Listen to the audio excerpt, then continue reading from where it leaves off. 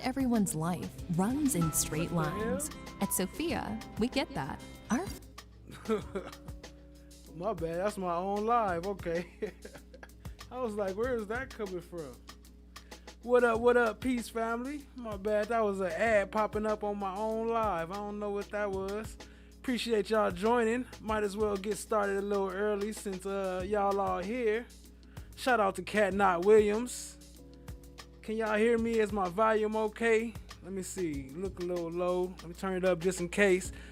Appreciate y'all being here, family. We're gonna get into it. I gotta skip a little bit of the beginning because it's gonna be a little bit of language and I don't want that to affect my ad revenue. So I had to start off the first couple minutes of me. So appreciate y'all, family. We about to get into it right now. Shout out to Chloe Albert's Revenge. Shout out to Asia Mullen. Shout out to Jazine. Cat Not Williams, Bridget L. Appreciate y'all. Appreciate y'all all, family. Cynthia Tort. What up, though? I see you. Appreciate you, family. Matter of fact, let me start pulling these up. Appreciate you. All right. Let's get into it.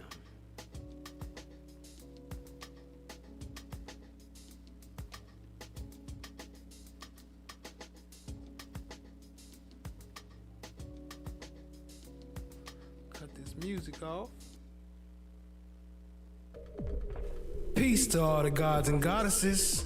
Back again with the vibes of the divine. I am the god Shango, and today, get ready to take another deep dive into this electrifying world of the Young Thug Rico trial. Let's get into it, family. I don't remember what I said, but I was high every day for a whole year, and I was saying anything. I was saying done anything to get out of there. I was saying done anything. I fought a nigga bitch name tripping, better tell him get the fuck out my face. Yeah, we get it in a little early. Appreciate y'all, family. Shout out to y'all. I fought that nigga bitch name Trina. What up, Joni Ford? I did my jeans, and I got my nigga through. He gon' tell you get the fuck out my face. Get the fuck out my face. Okay, this is the only period of time amnesty for the masks, okay? There's some of you aren't wearing them or aren't wearing them correctly. Mr. Menendez. So $10 after that, okay? $10 after that. What up, Purple Paradox? I see you. Appreciate you, family. Lady All Trucker. right, number 469. Could you bring them in, please?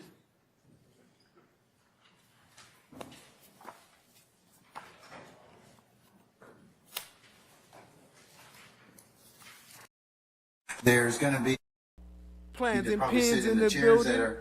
What up, Plans and Pins? I see you. Appreciate you joining. the black chairs that are in front, but other than that, just come Y'all make sure y'all hit that like button on your way in. Appreciate you, family. on over, okay?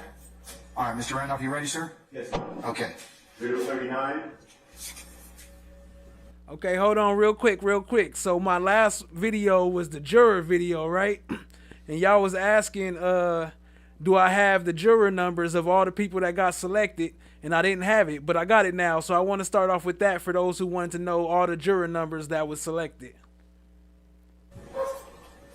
Anything? Video 56. Video 71. Video 98. They're almost here. Video 179. 187. Number 204. Number 213. Number 219. Number 225. Number 243.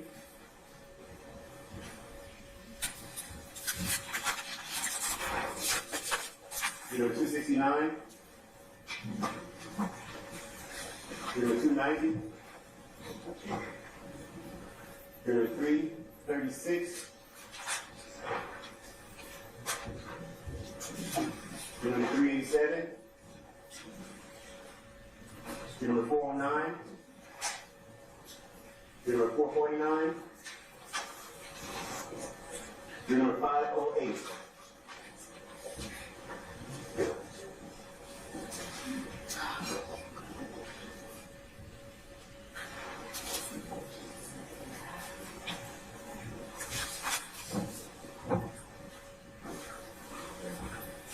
Shout out to Sustain Overruled. Yeah, we started early since we had so many people here with the flow over to from Cat Not Williams. She did a redirect. Appreciate that. And also, if you got a redirect set up, I can redirect to you, Sustain Overruled, after this show is over. If you live still, if you got open redirect, I can redirect to you. Appreciate y'all being here, though, family. Shout out to JT in the house. What up, though? Appreciate you joining, family. Chloe Albert's Revenge. FFS in the building. What up, though? I see you. Appreciate you, family. Tack Clouds in the building. What up?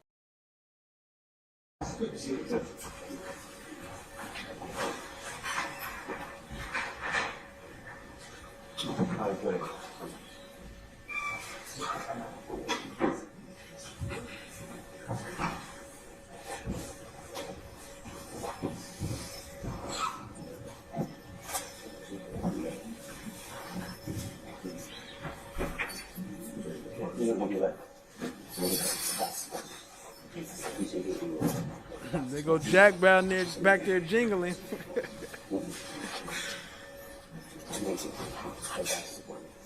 Jack back there jingling. You know he danced for subs. All right, counsels, is this your jury? Yes, Your Honor.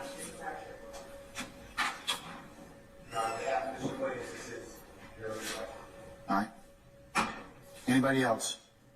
Can I ask the counsel if you firmly indicate this is your jury and who you represent, please? Mr. Matthews.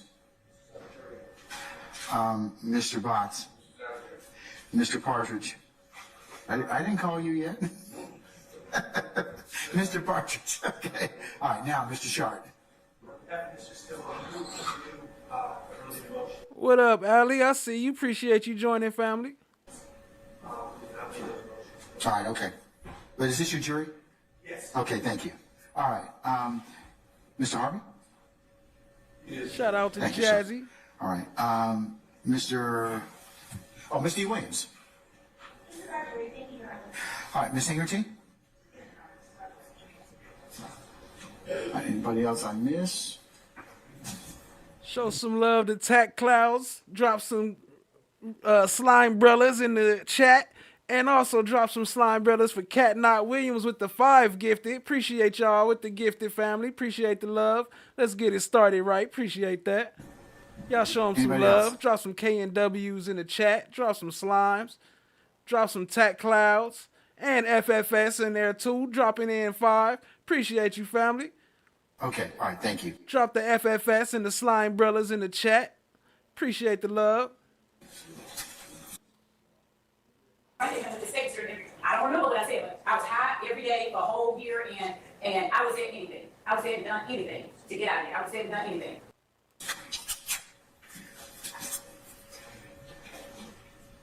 Just a phone call already to see if we can potentially get him back here today to have him sworn in. So I will update you all accordingly at that point in time. Is there any objection to me swearing in the jury, swearing in the members that we have thus far? Not from the state, no.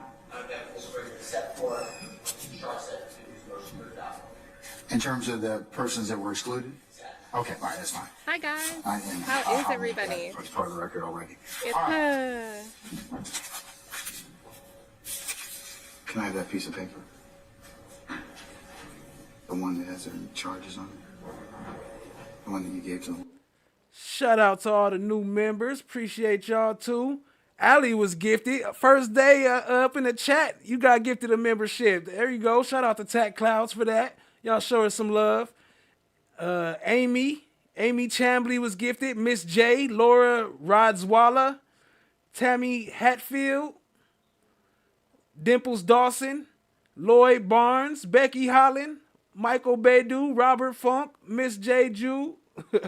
Shout out to y'all. Y'all was all gifted a membership. If you got gifted, please show the gifter some love and tell them thank you in the chat.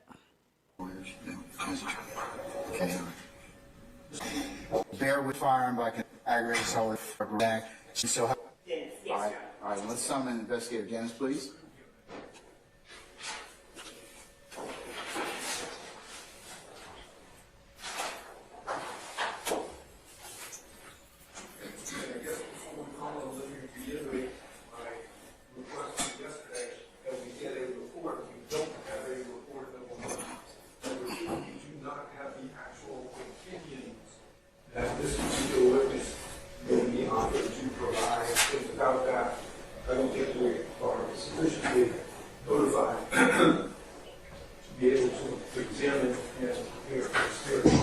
All right, Ms. Love, anything before? Yes, Your Honor. As to this witness, the state has provided to the defense previously a PowerPoint presentation that this particular witness has used in presenting on gangs in the past.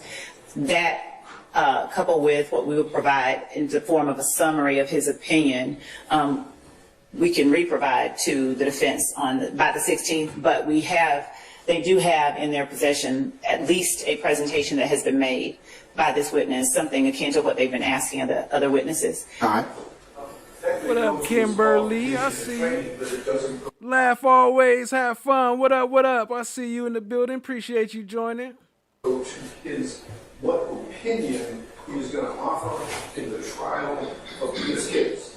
And I'm going to reiterate what Mr. Steele and Your Honor already knows from Harris. Harris references Rule 16 of the Federal Rules of Ethics.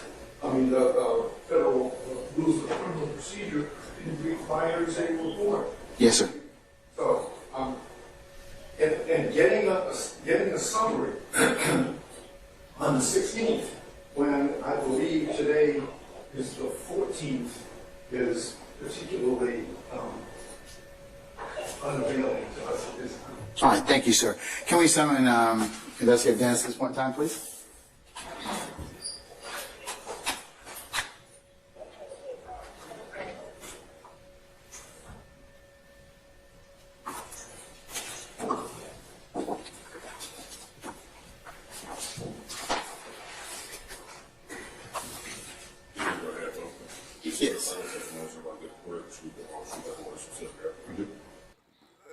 Look how he was standing.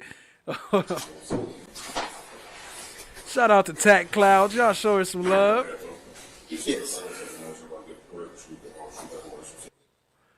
It's becoming another it continue to be a member. Appreciate you, family.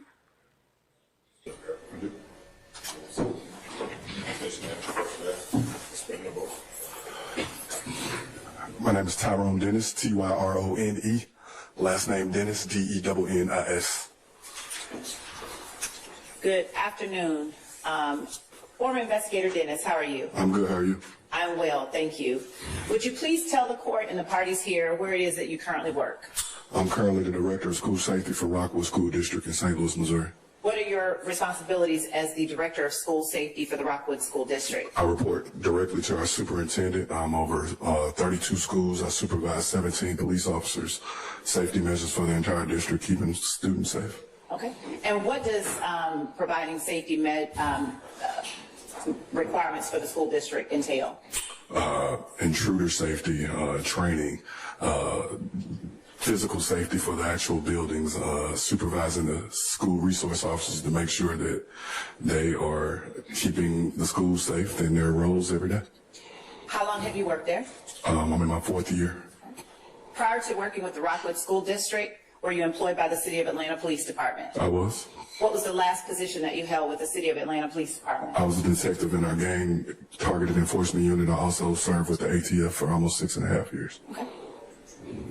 So let's start with the gang targeted enforcement unit. Mm-hmm. Would you explain to the court and the parties here what that is? I joined the gang unit in 2013. My role was to monitor, document, and prosecute gang cases. It was my responsibility to know gang trends, to know those participating in criminal activity associated with gangs. Okay. And you mentioned the ATF, you're being a member of the ATF task force. Tell the court about that. I basically served as a task force officer with the ATF, so basically similar to a special agent, but I wasn't physically sworn in, or I was, how can I put it? I still was APD, but I also was deputized as a special agent with the ATF as well. And when we're speaking ATF, the Bureau of Alcohol, Tobacco, and Firearms? Yes. With the ATF as a task force agent, what was your main focus? Gangs and guns. Okay. Gangs and guns. How long did you serve as an investigator with the City of Atlanta Police Department? From 2011 till my retirement date of August 10th of 20. Prior to 2011, and was that in June 2011? Say it again? Yes. Prior to 2011, where did you work within the police department? I was a patrol officer. I worked for Zone 5 for 6.5 years. I was a beat officer in the old 4th Ward Boulevard area. As a beat officer, did you have any opportunity to interact with the community? Every day. Right. Prior to joining the Atlanta Police Department, what did you do? Went to college. And what was your major? I majored in criminal justice and sociology. Right. And did you receive a bachelor's of science in criminal justice and in sociology? Yes, ma'am. All right. And where did you go to school? University of North Alabama. All right. I'm going to show you what has been marked as State's Exhibit 2, a copy of which has been provided to the defense, as well as what I have marked as State's Exhibit 2B, as in Bravo, and I will give a copy of 2B to a representative for the defense, Mr. Steele, who is in closest proximity to me now. May I approach, Your Honor? You may now. Showing you 2 and 2B. Do you recognize State's Exhibits 2 and 2B? Yes. What is State's Exhibit 2? My CV. Is that a fair and accurate copy of your CV that you provided to the state? Yes. State tender Stacy.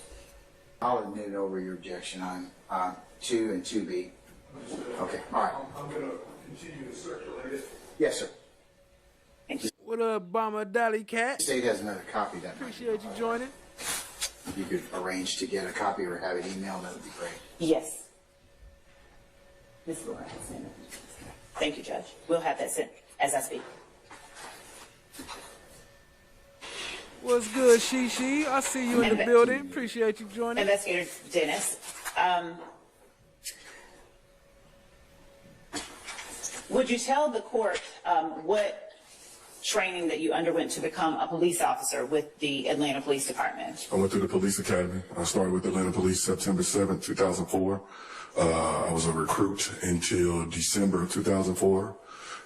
Went to the academy in December of 2004, sworn in April 25th of 2005. And what types of classes did you have to undergo at the academy? Basic law, EVOC training. FFS said he making it rain like Magic City. To drive the patrol vehicle, firearms, pistols, PT test, all type of general training, mental evaluations, all types of stuff. When you became a part of the Targeted Enforcement or Gang Unit, was there another name as well later on, Criminal Intelligence Unit? Yes. When you became a part of that unit with the Atlanta Police Department, had you received any specialized training in the area of criminal street gangs? Not before that time, no. Prior to becoming an investigator with the gang unit, had you had any exposure to gang members and alleged gang members during your time with the City of Atlanta Police Department? Yes. Would you explain or describe that for the court? My beat assignment, which was Boulevard, the old 4th Ward, it almost was like the free zone for gang members. Through Bedford Pines, Section 8 housing was provided for the females, and where the females go, usually the guys went. And so pretty much most gang members had some type of relationship with a female in that area. Over the course of being a beat officer, you would see graffiti, have interaction with different individuals, and Couldn't interact with graffiti. Can you repeat that? Have interaction with different individuals. So think about how shady they are and how they be lying all on here and doing all this stuff. And then locking people up in Wright Street. We see what Wright Street is going through right now, and not even just Wright Street, but all them jails around there. And y'all doing shady stuff and not, you know what I mean, doing proper investigations and locking people up for the rest of their life type shit, and or even for a couple years without no case. Like, that's crazy. That either live there, or sometimes we have domestic disputes, different things like that. And a lot of the stuff that I learned about gangs, I didn't just learn when I became a police officer. Where did you get your first education into the world of criminal street gang activity? The west side of St. Louis, where I was raised. Okay. Now, what type of, and when you say that wasn't your first exposure, what type of exposure or education did you have Dennis do look high, though. in gangs growing up on the west side of St. Louis? The neighborhood that I grew up was gang infested, drug infested. And once the movie Colors came out in 88 or 89, the entire St. Louis was flooded with gangs. And so at that time, I was probably 10 years old. I had to know about gangs and gang culture and what to wear and what not to wear and where to go and where not to go for survival. And so through early on, I learned what a Blood, what a Crip, a gangster disciple, and so forth and so on. I learned hand signals and different things like that, a form of nonverbal communication, because somebody could be So that was his first form of training, growing up in it. Okay. threatening your life or making a gesture towards you to put you in danger. And so these were things that I had to know for survival. Okay. Were you ever involved in any gangs? I played sports. My older siblings wouldn't allow me to be involved in gangs. Okay. So he don't have no inside information. So when you came to Atlanta, were you at that time aware that there was any gang activity in the city of Atlanta? Not at first. When I first got here, BMF was starting to go down. What is BMF? Black Mafia family. And when you say starting to go down, what do you mean? I live Kingdom of Kush, what's good, family? I see you. Appreciate you joining. Lacey Ann, what up, what up? I see you. Appreciate you. off Sydney Markets, and so there was a big billboard off the interstate, exit 86, and then on my way to the police academy, there was another big billboard near Turner Field that said, BMF, the world is ours. And my first night in Atlanta, I got introduced to who BMF was. I was at Club Visions, and I seen all these guys popping bottles and so forth and so on. And that's when my education on who BMF was. That was the only gang pretty much I was familiar with at first. Once I became a patrol officer, it wasn't, you had groups of guys that kind of hung out together, but it probably wasn't until 07, 08, I started seeing stuff that looked like home, gang graffiti. And knowing on what I already knew, I'm like, what is they doing here in Atlanta? I didn't think gangs was prevalent in Atlanta like that. And you mentioned BMF. What did that stand for? Black Mafia family. Okay. So you mentioned in 07 and 08 you started to see things that looked like home. Mm-hmm. Where were you working during that time? Zone 5, Atlanta Police Department. Okay. Shout out to FFS. Drop some slime, brothers. He says, shout out to Stacy Sibbett. Rest in peace. Your career is done. Is it over or is it done? Or is it finished? Did you have responsibility for investigating any of that activity, or did you just observe it? For myself, I was fascinated with it myself. And so I wanted to know if it was real or not, because Atlanta wasn't viewed as a gang city. And so I started doing my own kind of homework and getting to educate myself. I had an interaction with an individual who enlightened me about a gang operating within my beat, Bird Gang. And as he enlightened me on Bird Gang, he would give he basically was in custody. And as we talked, he would give a nickname, and I basically created a beat book identifying individuals that was associated with this specific gang. That became my everyday when I would go on a call. He wanted to be a rapper so bad, he made a beat book. I made my beat book, the all-black beat book. Other people would have interaction with them. I basically cataloged them long before I even knew about a gang unit or anything. I became a source of information for the detectives. Or if there was a robbery or something, they would reach out, hey, talk to Dennis. He's got a beat book with individuals documented in there with different tattoos, different whatever.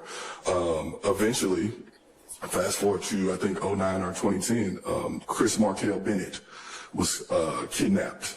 And when he was kidnapped, my supervisor had me reach out to the lead detective, Detective Murdoch, who worked homicide missing persons. And when we actually met at the King Center, and when we met, I basically brought my beat book, showed him all my stuff, and was telling him about this gang. And he looked me in my face and said, "You watch too much TV." And of course, at the time, I'm like, okay, whatever. I'm kind of offended. About a week later, he reached back out to me, and he said, "I want to apologize to you." And I was like, "For what?" And he said, because everything that you gave was spot on. And if you didn't tell us this, we wouldn't know anything about it. And so at that point, he put me in to go to Apex. What is Apex? Apex was the spinoff of Red Dog. Criminal enterprises, and try to see if I can build cases. But I wasn't there long enough to an investor. A drug dealer out of Georgia created during the crack epidemic to target drug dealers in housing projects and so forth around the city. Okay. I knew what Red Dog was. My bad, y'all. I got disconnected. I had to reset it, but we should be back now. Let me know if we good. From Freaknik, growing up in St. Louis, people that came to Freaknik would talk about the Red Dogs, and they don't play in different stuff like that. When I came on Atlanta Police Department, they still were in existence, and but they were subsequently disbanded after the Eagle Raid.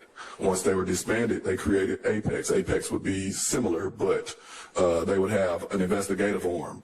And so Detective Murdoch actually put my name in to go to Apex. I usually worked by myself, so I wasn't used to working with other officers and things like that. So when he initially said it, I was kind of standoffish to it. Mm-hmm. So, but did you become involved in Apex? Did you work? I actually got reassigned to Apex for 6 weeks. Okay. And what were your responsibilities while you were assigned to Apex? Target criminal enterprises and try to see if I can build cases, but I wasn't there long enough to really do anything. Okay. Target enterprise and see if I can come up with a criminal investigation, but I couldn't really do anything. That just sounds like some bullshit he just made up. Now, from target criminal enterprises and try to see if I can build cases, but I wasn't there long enough to really do anything. Okay. Now, from Apex, is that when you went into the gang unit? No. So 6.5 years on patrol, got assigned to Apex for 6 weeks. Then I made detective, and from detective I got assigned to Zone 6 Criminal Investigations Division. At that time they did a realignment of the city, so parts of Zone 6 became, some of the old Fourth Ward became part of Zone 6. And so basically where I work patrol became now where Nameless, what's good? I see you, family. Appreciate you joining. I was a detective also, and so when I made detective, started off working burglaries and simple thefts, fraud, stuff like that, and then eventually I became one of the robbery carjacking detectives. What kind of relationships did you form within the community as a beat cop and later as a detective? I didn't. They was talking about how.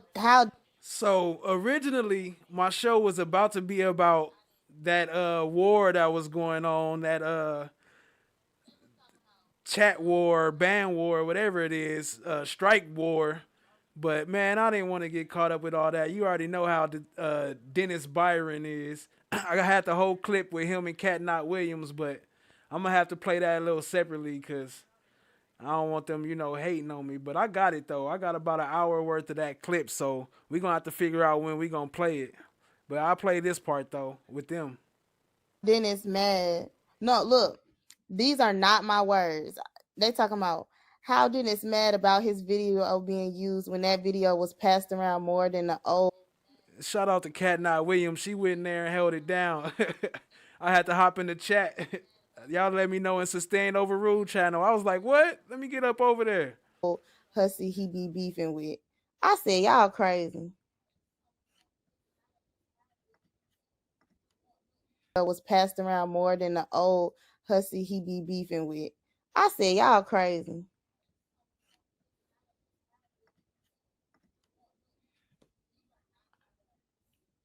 I said, I read that. I just read that. Now I will comment on that one. Thank you, Key. This is a natural stopping point. What they say? This is a natural stopping point. What did Kat say after she told 409? This seems like a Jerome Street and Survivor Speaks. What up, family? I see y'all. Appreciate y'all, family. Clean cut. We can just cut right here. Kat, that's one thing I will say. Cat Not Williams is the only reason why I continue watching that mess, because somebody needed to do that in the way that she did it.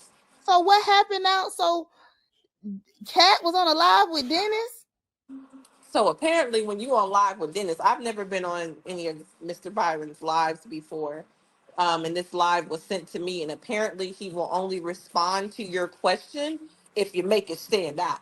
You got to make it stand out. You got to show it. You got to make it stand out. Make me see it now. That means you got to do a super chat. So he was skipping questions. And when I say Cat Not Williams was quicker than Ike Turner with them $5, she was $5 here, $5. She was throwing them dang on questions up there. Like, how can you say you're not confrontational, but you literally just said this? Like, literally making her eat her words.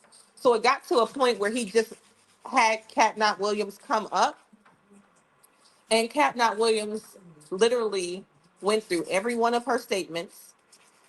And apparently this was like her third one, so I don't know what happened in the second one, and I did not watch more than 5 minutes of the first one. So apparently Cat Not Williams basically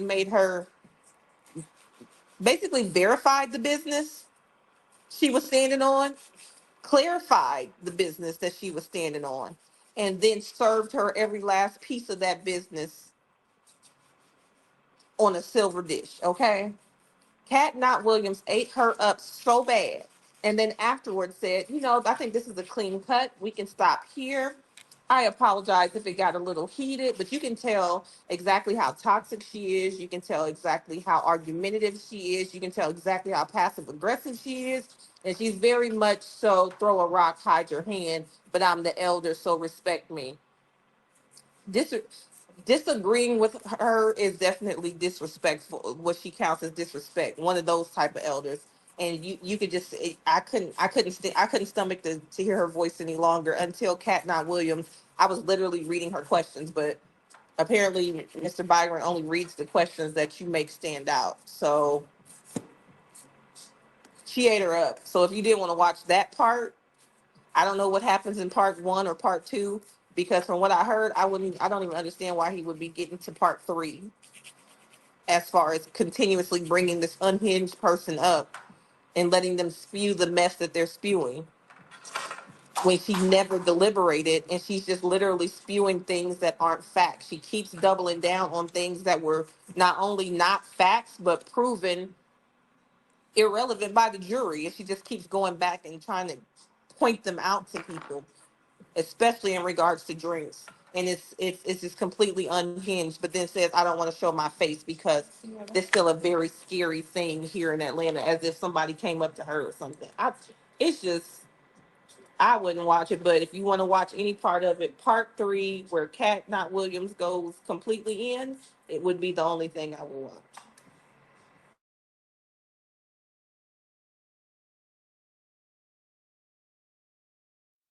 Hi guys. Well, thank you guys How so is much everybody? for joining us. I guess I will see you next week. Convicted. Most of them have not been convicted of a crime. They're waiting for their day in trial. And they come out of that jail with horrific scars on your body, and some of them get killed before they get their day in trial. Back to Mr. Jackson, Stillwell Jackson. Shout out to Cat Not Williams. She did her thing. Shout out to the class action lawsuit. I was going to go into the paperwork, but Cat Not Williams just got done with that, so I ain't going to get into it, but we could play the clip and get into some of this piece. Appreciate y'all, family. Hit the like, hit the subscribe, tap in, share with a friend. Imagine had he got murdered. Imagine if he was murdered in that trial, in that jail, before his trial ended, right? He could have been murdered because of these unconstitutional conditions of non-working locks and these shanks and knives being made by inmates. He could have been murdered.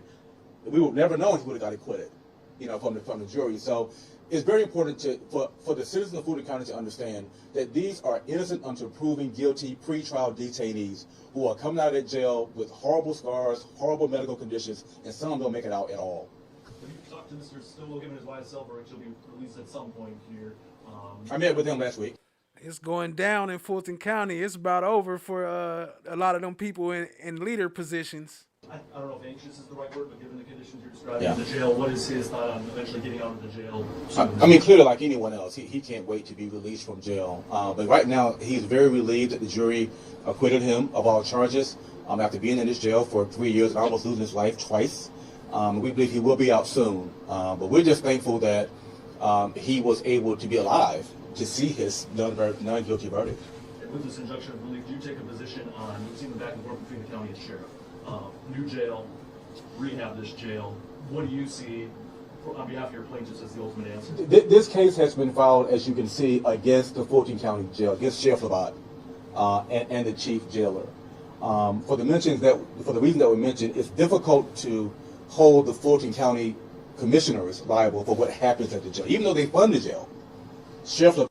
She was talking about, what up, Bridgetta L? She was talking about Cat Not Williams on Dennis Byron channel talking to Juror 409, and Cat called in and she talked to Juror 409 asking her why she was so against the defense, basically.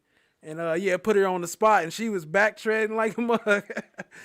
But yeah, Cat got some good questions in, so yeah, it's a good thing to check out. I got the clip. Maybe I'll play it at the end, but I don't want to go through all that drama with Dennis Byron. But ultimately has responsibility over the jail, so we believe that the proper place for blame here is at the sheriff's office, sheriff's department. You also named a few corrections officers in the lawsuit as well.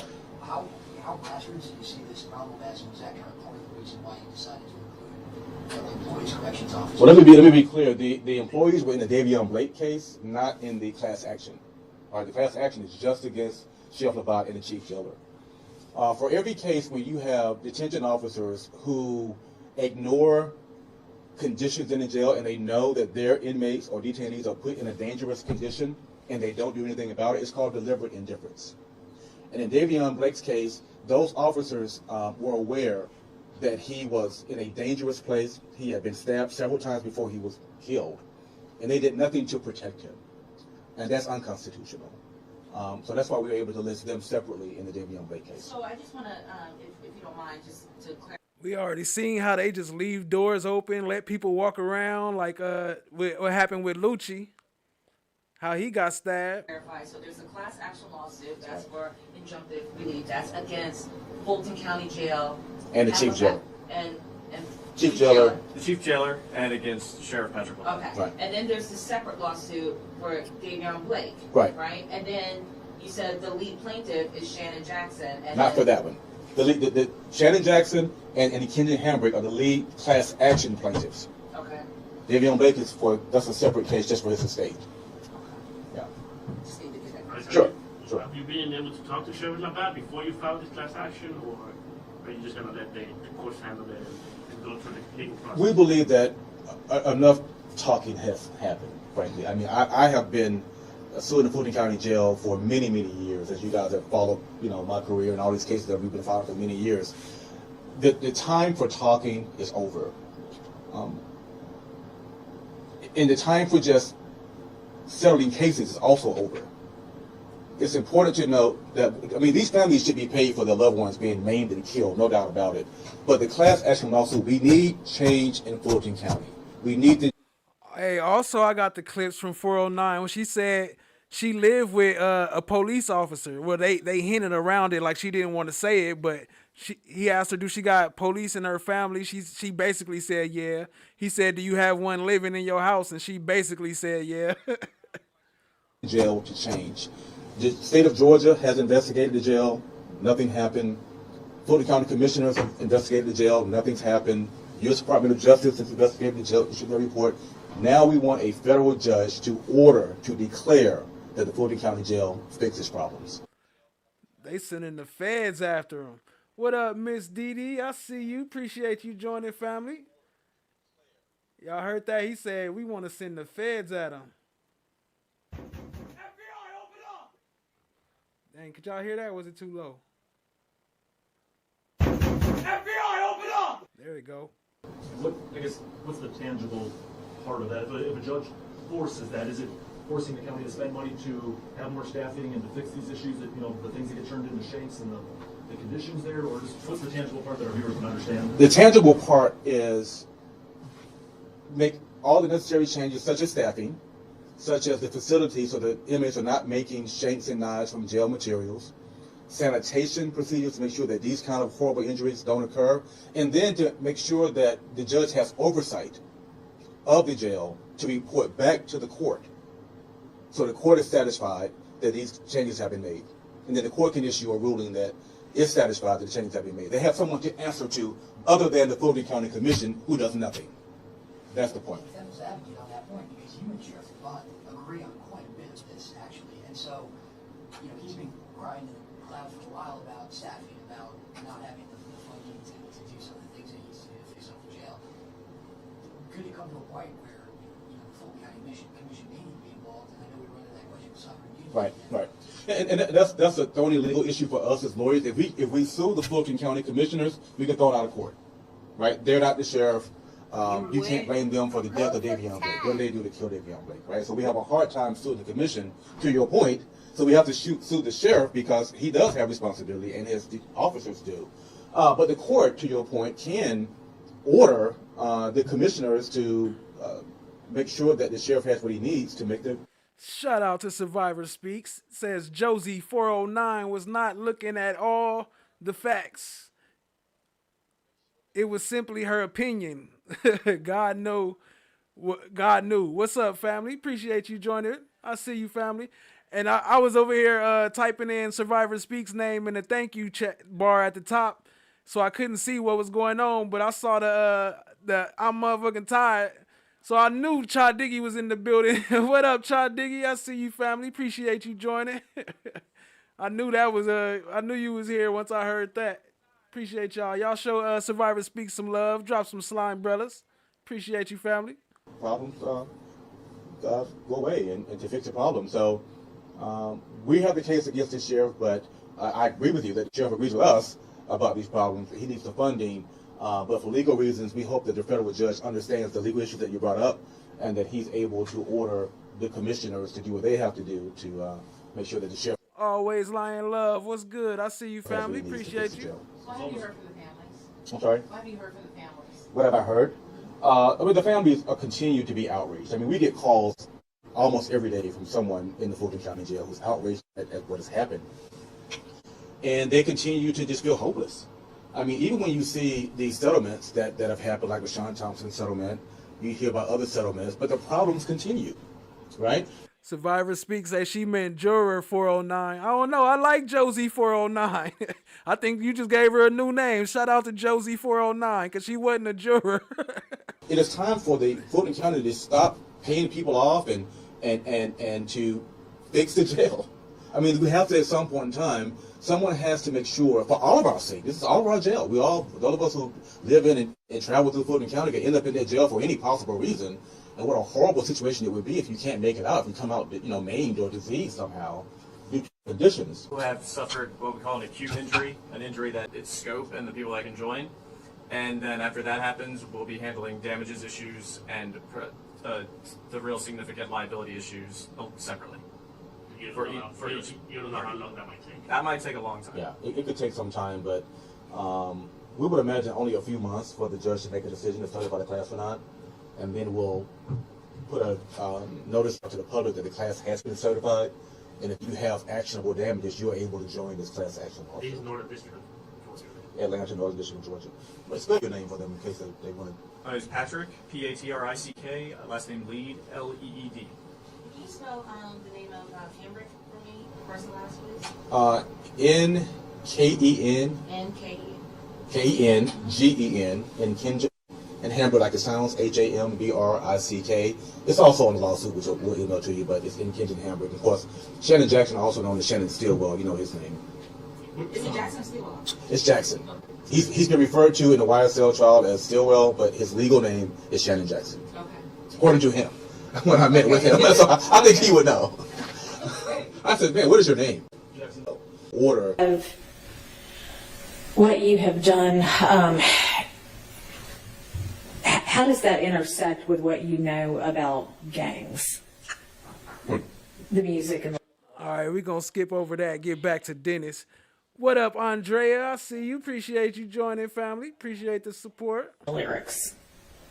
From listening, I'm a rap fan myself, and from listening to music and watching movies, videos, YouTube, I'm able to understand what is being said and what is being expressed. Of my life, it's just like watching anything. I can understand it. And by me being a gang investigator, a regular person might listen and think it's art. And it may be art. But for myself, with my education and my background and investigating gangs for a number of years, I'm able to understand exactly the message that's being kind of, what's the word I'm looking for? That's being given. I can't even think of it. But I understand when someone says, I caught somebody down bad. To you, you may look at that and say, oh, they caught somebody down bad. But for me, that means you caught somebody and you were able to hurt them, kill them, or what have you. So I'm able to decipher what's being said. A regular lay person does not understand that. They look at it as just art or a lyric in a song. Okay. All right. Once again, I'm satisfied that based on his caught him down bad. training and experience, he can testify as an expert as to maybe a double meaning within rap lyrics. Your Honor. And it's obviously ultimately going to be for the jury to determine whether they, believe and accept as credible anything he or any other witness says. Yes, sir. And Your Honor, that's my issue. I understand the court's ruling. I just ask you to consider what he has testified to. He has no specialized knowledge beyond the ken of any layperson. I understand his saying that what he grew up around. I grew up in Brooklyn too, and maybe there are members of the jury who have the same life experiences as him, but that's not what the purpose. I understand. I'm not basing it just on where he grew up. It's right. his training and experience as a gang investigator. But specifically in regard to the interpretation of rap lyrics as it relates to gangs, he has not given the court any information whatsoever to indicate that he has any specialized knowledge that will qualify him as an expert, such that his opinion could go to the jury for them to look at him as an expert in that field. None whatsoever. And I've maintained my objection. I'd ask that he not be qualified in that particular area. All right, I understand, and your objection is overruled. I mean, this just happens to be words that are set to a beat. It's no different. All right, let's get the jury in here.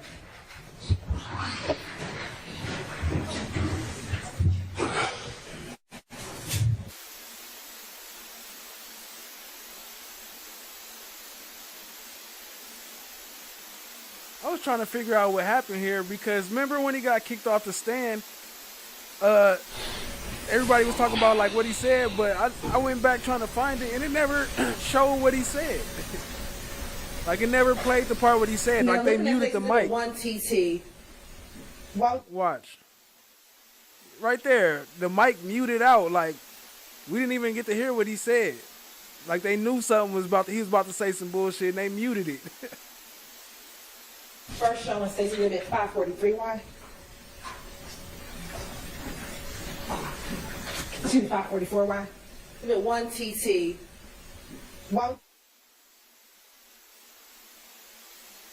And I went through all the different channels. I checked all the different chats. I mean, all the different video streamers that be streaming this, and none of them had that part. Your Honor. They all blanked out. This one you cannot fix. This is bad character evidence that came in. The state should have prepared their witness. I move for a mistrial. This absolutely cannot be unheard by the jury. It was heard clear as day in his deep, sonorous voice. They have heard it. They have absorbed it. It cannot be fixed. 404A, Your Honor. Here, whatever response this Shout out to Chad Diggy. Y'all go show Survivor Speak some love. Go sub up. they might be able to make on that. Your Honor, that was not the state's intention. I'm sure it wasn't. Your Honor, that response didn't even come across my mind that would even have come out of our witness's mouth, Your Honor. The state's intention was to solely talk about the vehicle that he was standing on and the fact that he was standing on that vehicle.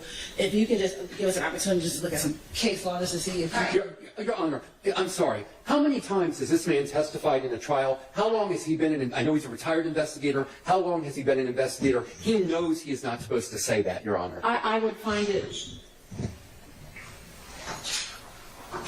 surprising if he isn't aware that that's not supposed to come out. I do not believe that the state intended to elicit that, and I think that you actually yourself acknowledged up here at the bench that you don't believe that was the state's intention. I do not believe that was their Nonetheless, intention. it happened. I'm going to give y'all about 15 minutes or so to find whatever you might be able to find. Thank you, Your Honor. All right. Thank you. All right. What is the state? Yes, Your Honor. The state will ask that you deny defendant's motion for a mistrial. The state would like to cite the court to Swins v. State, which is 307 Georgia, 651 a 2020 case, Your Honor. In that case, which was the defendant's own enumeration of error, and I'm in Division 2 of that opinion, Your Honor, Swims contends that the trial court erred in denying his motion for mistrial after his character was improperly placed into evidence during Chelsea Owens' testimony. When the state asked Owens if Swims offered any reasoning for why he wanted to escape, Owens responded, and this is what the witness said in that case, I asked Swims, why would he do that? I said, why would you want to do that? He told me because they did not honor his fast and speedy trial. He was looking at getting off on a technicality because they didn't honor that. He didn't have that for his defense. He said he was doing time. He had a lot of time in West Virginia that he wasn't never going to get out. In that case, Swims' trial counsel immediately asked to approach the bench and move for a mistrial. The trial court judge overruled Swims' objection and denied his motion. The state resumed its direct examination of Owens, who then testified that Swims provided another possible motivation for attempting an escape, that Swims had murdered Clemson. I asked him, did y'all kill that child? And he told me, why do you want out of here so bad? So that was how the testimony continued. I'm going to skip down. A trial court's denial of the motion for mistrial based on the improper admission of bad character evidence is Old bags, ironing board. What's good, family? reviewed for abuse of discretion by examining factors and circumstances, including the nature of the statement, the other evidence in the case, and the action taken by the court and counsel concerning the impropriety. And they cite Smith v. State, 302 Georgia 699. A passing reference to a defendant's incarceration does not place his character in evidence. And they cite Lewis v. State, 287 Georgia 210 at Penn State. Yo, shout out to Chloe Albert's Revenge with the super chat. And shout out to Survivor Speaks with the 5 gifted. Y'all go crazy with the slime brothers. Show them some love. Appreciate you, family. And sir, at what point in your career did you undergo the surgery to replace your brain with that squirrel's brain? Oh no. Where the squirrel brain at? We got to pull him up for that one. Shout out to Chloe Albert's Revenge. Y'all show her some love. Drop some slime, brothers. There you go. Sir. What point in your career did you undergo the surgery? Appreciate you, family. Y'all show her some love. Drop some slime, brothers. 212. Furthermore, Owens' passing reference to Swims' incarceration in West Virginia for an unstated crime was an unexpected answer to the question asked by the prosecutor, who was attempting to establish that Clemson's murder was the reason Swims wanted out of jail so bad. And they see Walker v. State, 282 Georgia 703. A non-responsive answer that impacts negatively on a defendant's character does not improperly place his character in issue. After Swims' mistrial was denied, the state did not inquire further into Swims' crimes in West Virginia beyond a single confirmation that his incarceration there also served as a motive for escape. Your Honor, given what occurred in this case, Your Honor, the state's intention when I asked the question, what was the significance of that picture? The state's intention was solely to talk about the fact that Mr. Kendrick was standing on that car being that of Rayshon Bennett. His mother had identified that car yesterday during her testimony, Your Honor. So it was an inadvertent response, which was non-responsive to the state's answer, Your Honor. And given that is what occurred, Your Honor, the state would ask that you deny their motion. Furthermore, Your Honor, other factors that you look at in order to determine whether or not a mistrial should be granted is the nature of the statement, other evidence in the case, the actions taken by the court. The what? The actions taken by the court. Was the reference isolated and brief, and whether the jury's exposure was repeated and extensive, and was it inadvertent? Additionally, Your Honor, within the indictment, Your Honor, we did charge Mr. Kendrick with, this time say what I did, 10, Stacey did with 30 and into 63 of this indictment, Your Honor. Possession of a firearm by a convicted felon. To sustain overruled. Shout out to Cha Diggy. Y'all go sub up. And keep the slime brothers going for Survivor Speaks. Welcome to the fam. I see you, family. Appreciate you. To the Silver family. Okay, she didn't upgrade it. I appreciate you.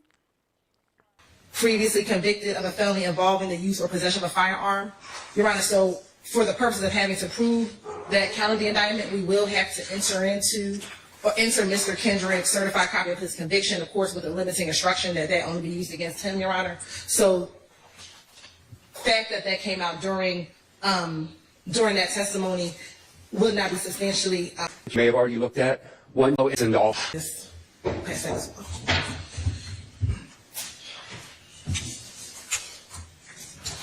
Ms. Weinstein. Thank you, Your Honor. In the Swims case cited by the state, correct me if I'm wrong, but I do not believe that was a seasoned officer that testified about the bad character. Is that correct? I don't know if it was seasoned. No, I looked. It's not. It's an inmate, right? And I think there's a distinction between a fellow inmate and an officer with decades of experience. And it's not just I that think that. I mean, I think I see the raindrops on the screen. What up, Rainy Rain? I see you. Appreciate you joining, family. if you go back and look at Posey v. State, which you may have already looked at, 152 Georgia Appeals 216, there you have a case where a seasoned officer testified about bad character of a defendant. The court in that case called for, there should have been a mistrial. It says that when it's impossible for the trial court by corrective instruction to rectify the harm done by improper testimony, a mistrial must be granted. And again, the issue here is you have a seasoned officer, someone with years of experience testifying. And in Posey, there's really very instructive language from our courts where they say, we reiterate here, I'm sorry, I'm talking too fast. And too loudly. Yeah, you know what? I'm going to tone it down. We reiterate here what we said in Boyd. It may well be argued that peace officers are not always well acquainted with our rules of evidence and that statements such as the one here are merely inadvertent. I'm going to stop the quote for a second to say something, which is, again, here we have a peace officer, here we have an investigator who is well seasoned. The quote continues, but if we refuse to reverse this judgment, then we provide no incentive to district attorneys and solicitors to counsel their witnesses, especially law enforcement officers, to avoid extraneous and inadmissible outbursts. It is high time that this court go on record as opposing without reservation such conduct by law enforcement officers. Posey is exactly on point. Posey calls for a mistrial. This officer should have known better. The state should have properly prepared the witness to not issue, to not blurt out, to not state so clearly that my client was just getting out of prison. It cannot be corrected, Your Honor. All right. Any last words by the state? Well, actually, never mind. It's the defense's motion, so y'all don't get any last words. All right. I think I am finding that this was not intentionally elicited on the part of the state. However, I also am finding that this witness as a law enforcement officer should have known better than to make any mention of it. It is, however, significant that one of the charges against Mr. Kendrick in this indictment is that he is a convicted felon. Were it not for that, I would grant the mistrial motion. But given that the jury already knows that he's been convicted and is a convicted felon anyway, even without this testimony, I don't think that a mistrial is warranted. I am, however, going to give a curative instruction and as a sanction for this having occurred, that's the end of the testimony from this witness. There's going to be no more testimony from him. So he's done. All right. What I am proposing to say as an instruction is Defendant Kendrick's prior criminal history has no relevance to this case except as to count 63 and should not have been mentioned. Further, this witness, as a former law enforcement officer, should have known better than to make any mention of it. Likewise, Mr. Kendrick's criminal history should not be considered in connection with any of these other What up, Mercy and Grace? I see you, family. defendants or any of the charges against them in this case. Yeah. Yes, sir. I would also then, because we didn't have the opportunity to cross-examine, so it would be a confrontation clause. It would be reversible error. So I'm moving. Let me ask you this. Have y'all cross-examined him the Yes. 2 times before? Yes. All right, so we're going to strike everything he said today. And the notes, just like you did before, all the notes, I have to go back, give them to the court if you don't mind. put them under seal, or that's what I remember you doing, but whatever you did with them. And if they can't follow that instruction, please alert the honorable court if you don't mind. You're right. Can we just ask that we can just stop our testimony and give them an opportunity to cross-examine him? No. I guess you can ask, and the answer is no. Keep our squirrels out your mouth. Y'all seen Hilton get shut down? But I don't think we can just stop our testimony and give them an opportunity to cross-examine him. No. I guess you can ask, and the answer is no. But I don't. The answer is no. You can make a record. Yes, Your Honor. Your Honor, I don't believe that he and my question was broad. It's not your fault. And I understand that, but Your Honor, the testimony that was given today, this was a one-time infraction, Your Honor, and we would just ask. We can understand that if his testimony, if the state no longer can question him, we would ask that all of his testimony from today is not stricken because of one mistake. Like, this was one mistake that he made, Your Honor. We would stop our... Just one little mistake. Don't strike his whole testimony. He only got kicked off the stand one time. Our questioning of him, allow the defense to cross him on what has come out now, but all of the information that he's provided this far, he has been careful. He has not said anything today that was even remotely close to what happened here right now. I believe it was a mistake on his part. Hi, maybe guys. as a state, I should How have is everybody? And I will take that responsibility, Your Honor. But given that this was one moment in time, the state is going to ask that we will stop questioning. If that's the sanction that the state has to stop questioning him, Your Honor, we will take that sanction and ask that the defense be allowed to cross him and that we be... Shout out to Jerome Street. Y'all show him some love. Drop him some Slime Brothers. Drop some JS. Show him some love out here in these YouTube streets. Appreciate you, family. Jerome Street. Appreciate the love. Let me add your name up top. Not allowed to direct him, and that's fine, but not that his entire testimony from today be struck, Your Honor, given that that was one mistake that he made very short in time, Your Honor. All right, understood. Do I need to respond to that, Your Honor? You don't need to. Thank you. Yes. I did not mention it, but also all the exhibits admitted through this gentleman need to be taken back under seal as well and disregarded by the jury, please. Jerome Street passing out them honey baked ham gift cards. Appreciate you.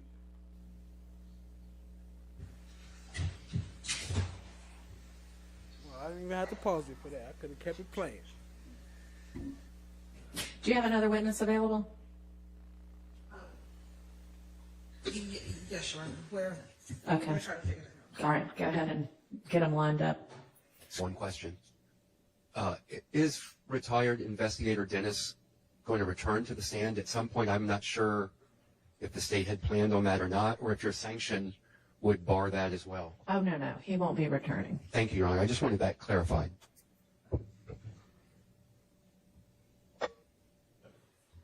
Unless you'd like for me to have him come back and admonish him. But I'm not going to do it in front of the jury because I don't think we need to highlight it further. Okay. I kind of would like to tell him he should have known better, though. Y'all can just relay that. Okay. Excuse me, Your Honor, and I'd like to renew my motion for mistrial question. All right. Excuse me, Your Honor, and I'd like to renew my motion for mistrial prior to the next question. All right. It is denied. Thank you.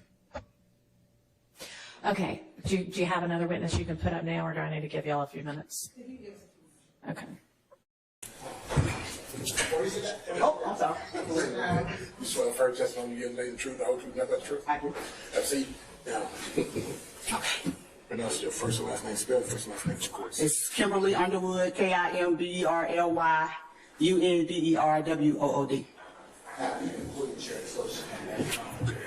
Okay.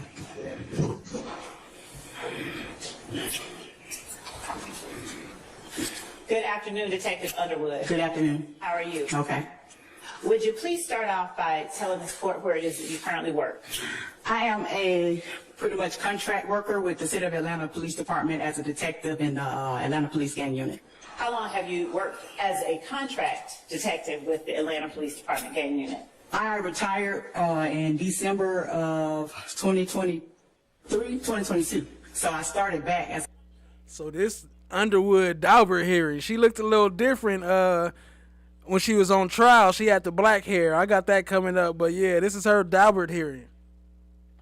The contract to March 1st of this year, 2023. You mentioned that you work in the gang unit. Yes. Is that where you worked before you retired? Yes. And how long did you work there? 13 years. All right. What were your responsibilities as an investigator with the gang unit? I was responsible for investigating gang crimes, investigating gang members, gathering intel on gang members, doing prevention for gang members, intervention, and also enforcement. I had to do arrest warrants, search warrants, cell phone search warrants, residential search warrants, anything to do with investigating criminal street gangs. Now, how long did you say that you worked as an investigator in the gang unit? I was since 2009, so 13 and a half, 14 years almost. Would you tell the court what training and education that you acquired during that time that qualified you to work as an investigator with the gang unit?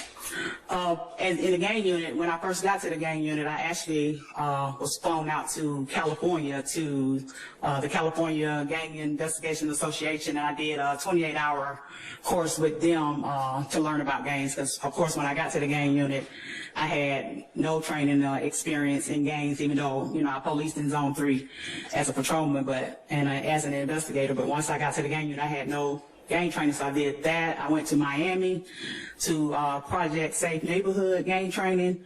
I did gang training around the state as far as like different counties like Cobb, maybe Gwinnett, some training like that, and some training at the Atlanta Police Department. What training did you receive first at California, where you received the 28-hour course, and then next talk about the training that you received in Project Safe Neighborhood in Miami? In California, it was basic gang identification, basic gang awareness. Like I learned what, you know, different sign symbols that the different traditional gangs used out in California. It was like a block on the Mexican Mafia. They flew a guy in that was actual informant for I guess the department out there, and he talked to us about the Mexican Mafia and their operations. We also talked about motorcycle gangs and just basically, like I said, gang identification. Okay. And what about in Miami? In Miami, it was more like a prevention type. It was more like a gang prevention type training. Like it was also, you know, identification, but the Project Safe Neighborhood was more on like intervention. Okay. During the entire time that you have worked as an investigator, have you maintained training on criminal street gang identification and investigations? Yes, like I said, over the past 13, 14 years, I've taken some kind of gang training, maybe every year. In 2011, I decided I wanted to be a gang instructor, so I went and got my post-instructor certification with the Atlanta Police Department, and I was able to start teaching gang classes where I taught, I teach now, I still do it, I teach police recruits a 4-hour block on organized crime and gang investigations. I have taught several other groups at the police department, like the Atlanta Police Background Recruitment Unit, so they'll know what to look for when they're hiring people off the street to make sure they're not gang members. I taught the Atlanta fire recruits. I've taught the block captains here in the city of Atlanta about gang awareness. So I do a lot of teaching, so it kind of helps me with my training as well, because a lot of times when I'm researching on what to teach, I'm steady learning. So what was required to attain the certification as a post-gang instructor? It was an 80-hour. Y'all go sub up to Survivor Speaks. And while you at it, show her some love and drop some slime brothers. Appreciate the super chat, family. Did you guys see Doug's probation was amended? Yes, we saw it. Well, I did. I don't know if they did, but yes, I do got the clip of that, the picture of that. But basically, he got amended to where within 3 years, as long as he don't violate his probation, then he could come back home to his house, which is crazy. But yeah, he already got that one amended, and it worked out for him. So that shows good signs that he may be able to do some more amendments in the future. Appreciate you, family. Shout out to Survivor Speaks. Y'all drop some slime brothers. Show her some love. Go sub up to the channel. class, the worst class I've ever taken in my life, the hardest. It was harder than college, by far.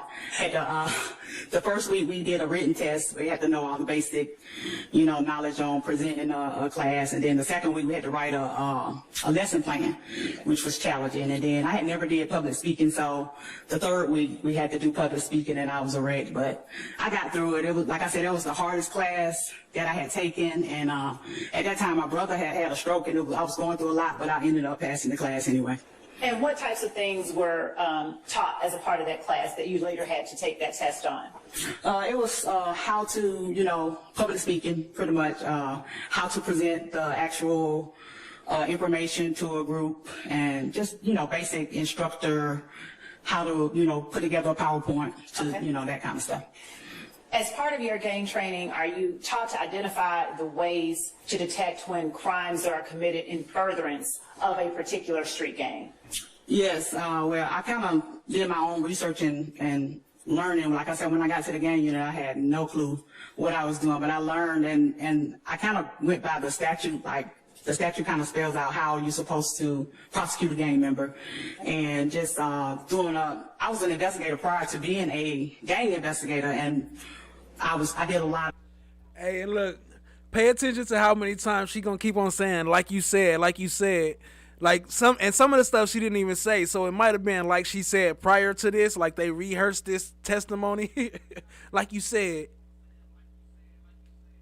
Carjackings, I investigated a lot of carjackings, a lot of assaults, stuff that gang members did anyway. So it kind of came easier for me because I noticed that those crimes were a group instead of the individuals like I was used to in the zone. Okay. So just pretty much, I already knew how to investigate it, just had to put the gang piece with it. Okay. And did you utilize only formal training to learn about the criminal street gang activity that you were investigating, or were other methods available to you, social media, jail calls, or anything of that sort? Yes, like I said, I was already an investigator, so the stuff like listening to jail calls, looking at social media, looking at phone records, tower dumps, what have you, it helped me, learn how to, like I said, put the gang piece with a regular investigation. And at the time when I first started, Atlanta, the gang unit in Atlanta, we were experiencing a lot of smash and grabs. And I had never pretty much investigated a smash and grab burglary.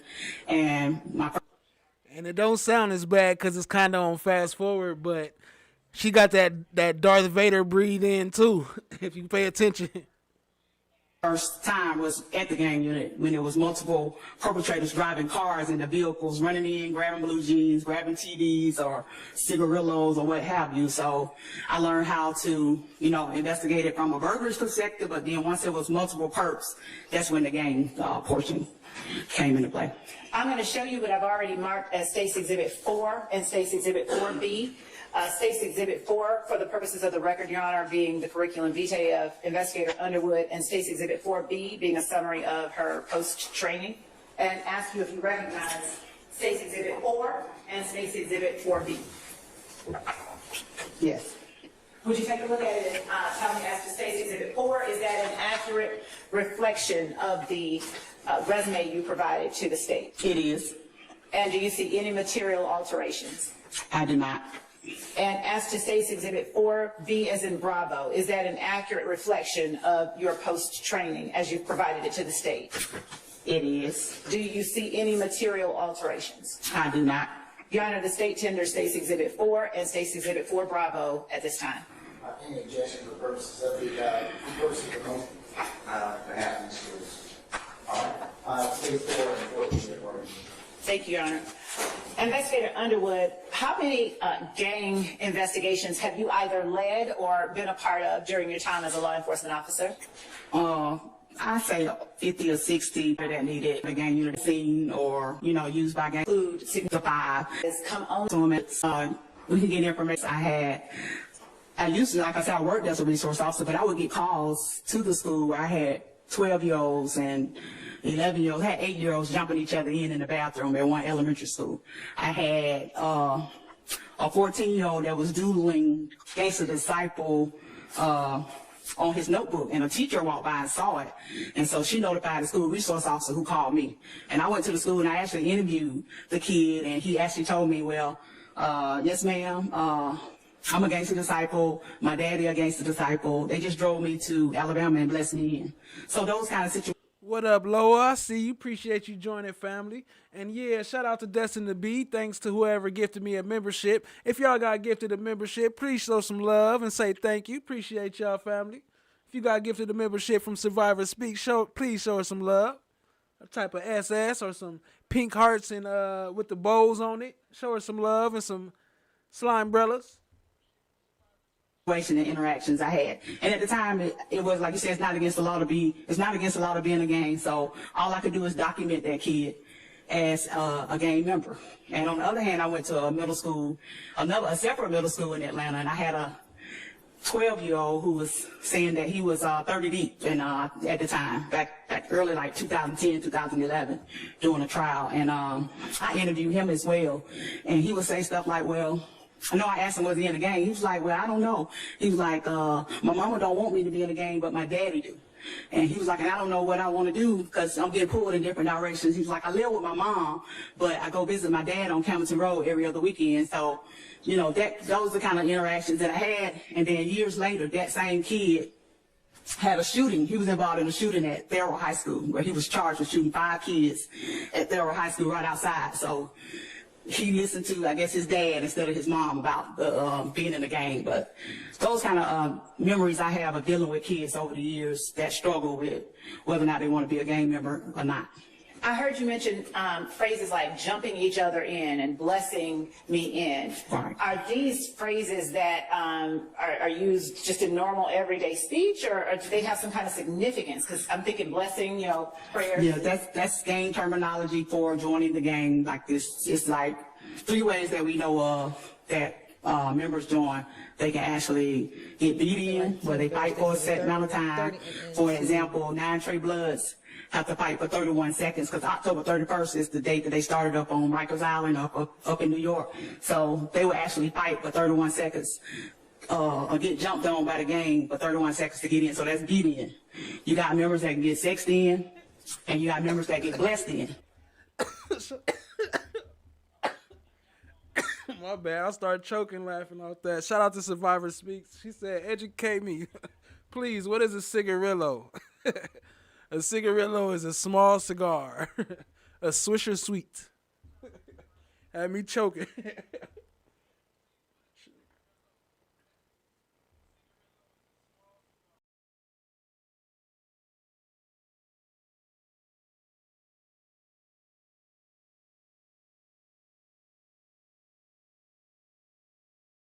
My bad, y'all. Appreciate y'all. Hit the like, hit the subscribe, tap in, share with a friend. Let me get this thing back rolling. Appreciate y'all. Shout out to Survivor Speak. Shout out to Cha Diggy holding it down. Y'all drop some blue hearts in the chat for Cha Diggy. Always holding it down, showing mad love. Appreciate you, family. What's your emoji, Cha? Gotta make you an emoji. What you want?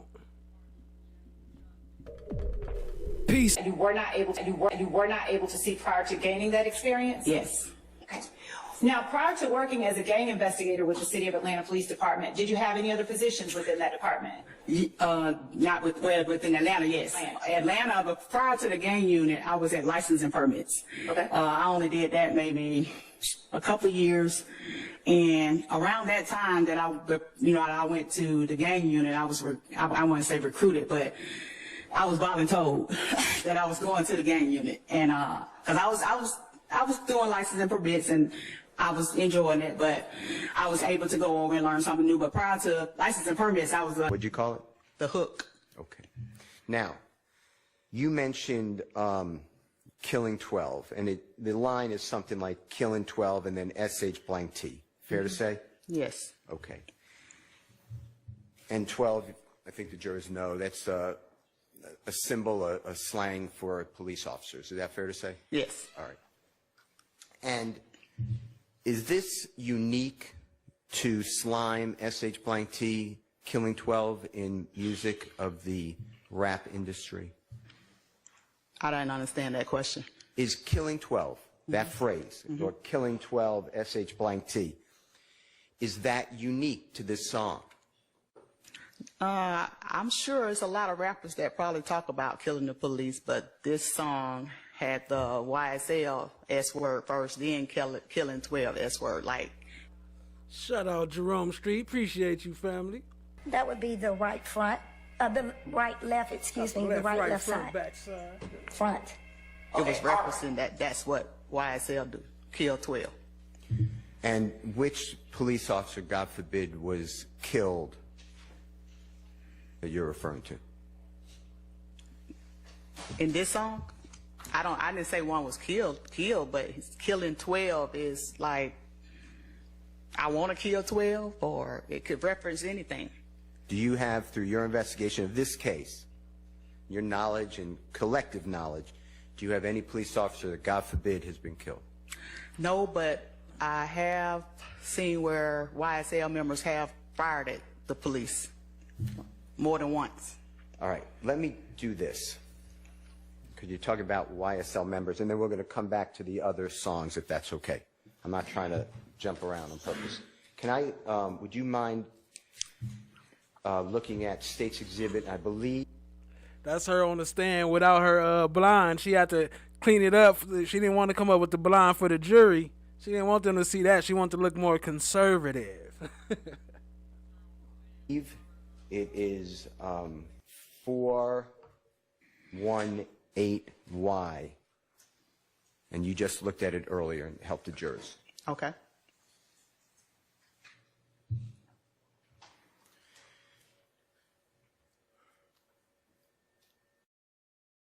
Mr. Bottom, you pointed him out to. Oh, I'm sorry. To Arrested in charge or a suspect for it. Being tied to or involved in the murder of Donovan Thomas. Isn't that true? I know he was. That were played. One raps. Attacked Jeffrey Williams has with Trontavious Stevens since. I don't know. All right. The young. Quote you, but that if someone raps or sings about an act of violence that actually occurred, then it becomes obvious of what? To me, it's bragging. Could be taunting or bragging. Well, let me ask you this. Are you aware of whether Mr. Kendrick wrote any of those lyrics that were played in the courtroom earlier? No, I'm not aware. So you don't know if if my client was even involved in writing those lyrics? I never said he did. And you're not aware of Mr. Kendrick in any way, shape, or form being tied to or involved in the murder of Donovan Thomas. Isn't that true? I know he was arrested in charge or a suspect for it. Were his fingerprints found? Sapphire Ridge News. What's good, family? Appreciate you joining. Anywhere? I didn't work the homicide portion of that. You would have to refer to. You don't know. You don't know if his fingerprints. I didn't get into the homicide investigation. You don't know if his fingerprints were found on the Tahoe or any evidence in the case? No. You don't know if his DNA was found? No. You don't know if any ballistics were found that were tied to Mr. Kendrick, correct? No. MC concert. In fact, you're not aware of any eyewitnesses who saw Mr. Kendrick commit that crime, correct? I don't know of any.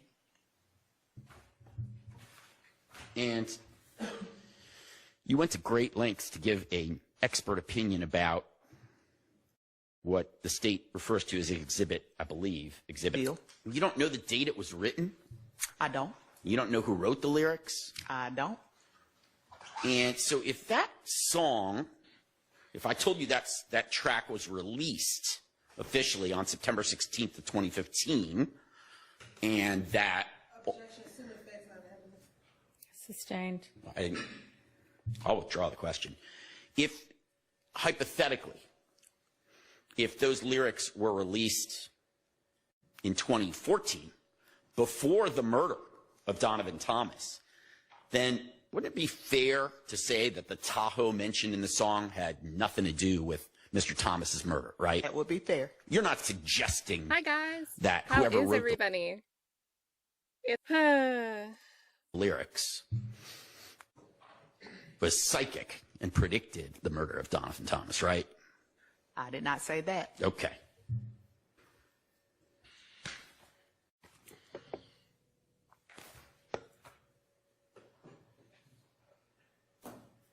Thank you. I have no other questions. All right, are there other defense attorneys? Good afternoon, former agent? No, I'm actually a retired investigator, but I was a former task force officer. Retired investigator. Okay, retired investigator Underwood. My name is Max Shard. I represent Shannon Stillwell, okay? How you doing? I'm fine. How are you? Good, good. All right, good. First of all, I just want to get one thing out of the way. Brief, and I know you were answering a question. Guys. You brought How up is some everybody?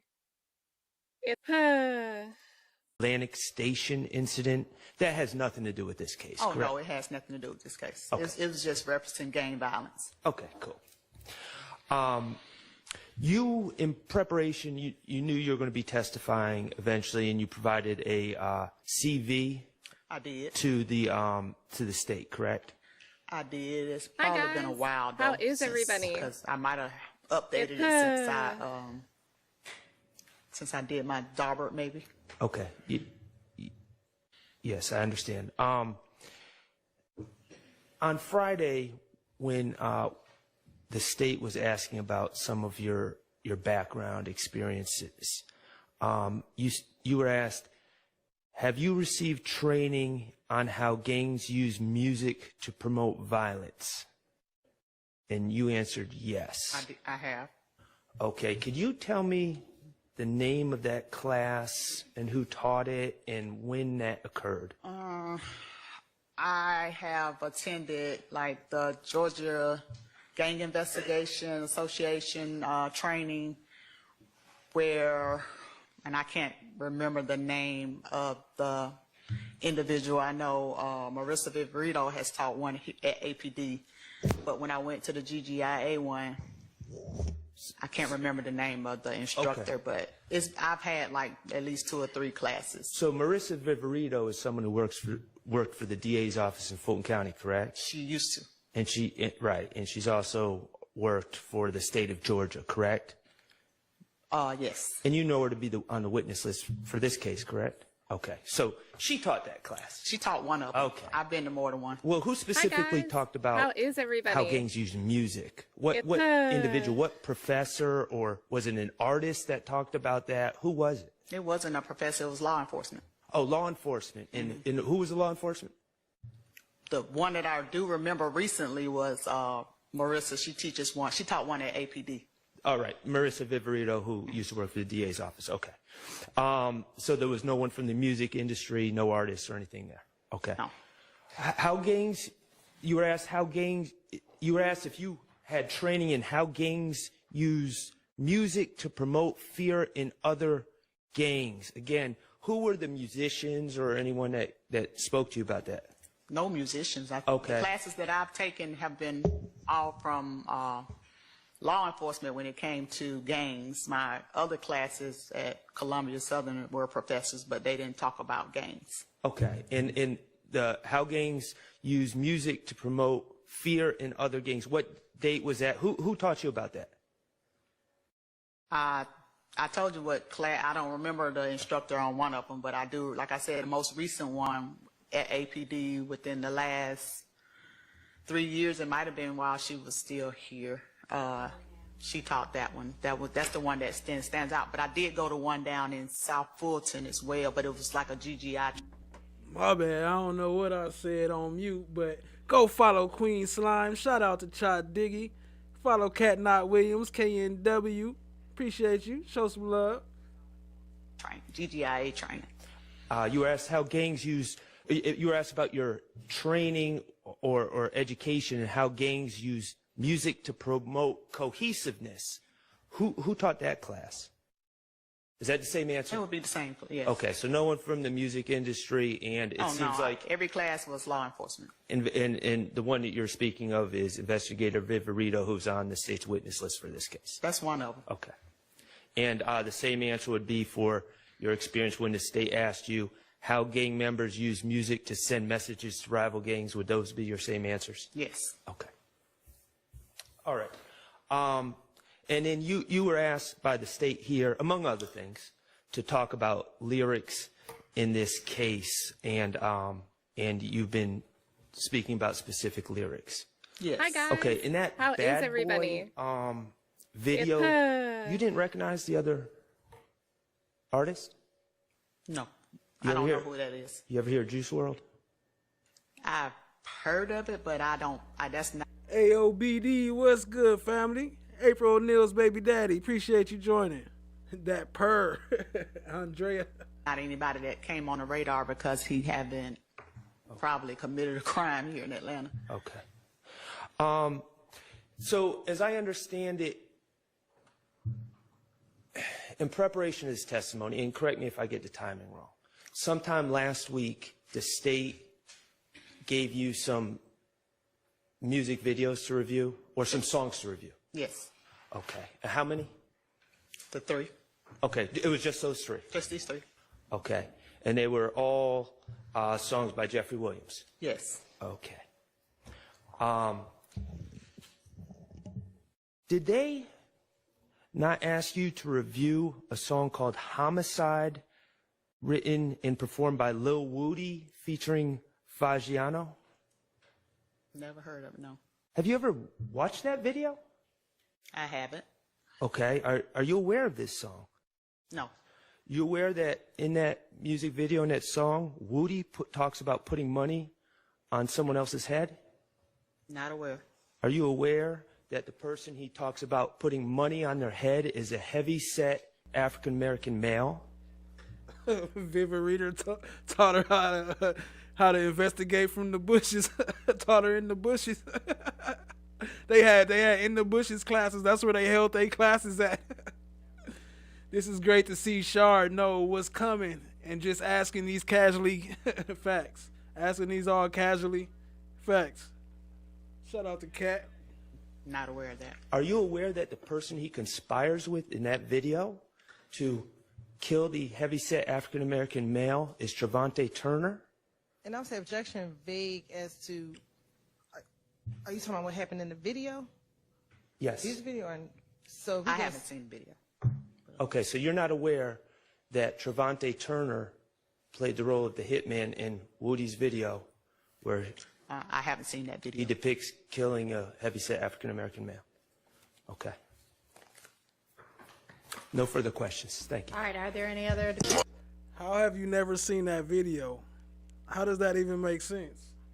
Appreciate y'all being here, family. Hit the like, hit the subscribe, tap in, share with a friend. I fought a nigga bitch name trippin', better tell him get the fuck out my face. I got it tighter than my jeans, and I got my niggas. Oh, with me. As an investigator, I saw the gang life in Atlanta evolve and change. I saw where all of my non-traditional hybrids, they actually aligned themselves with traditional gangs. Like somebody from New York or New Jersey drove or flew down here and organized the 9 Trey, Bloods. Somebody came down, organized the Sex Money Murder Bloods, but they organized the hybrids.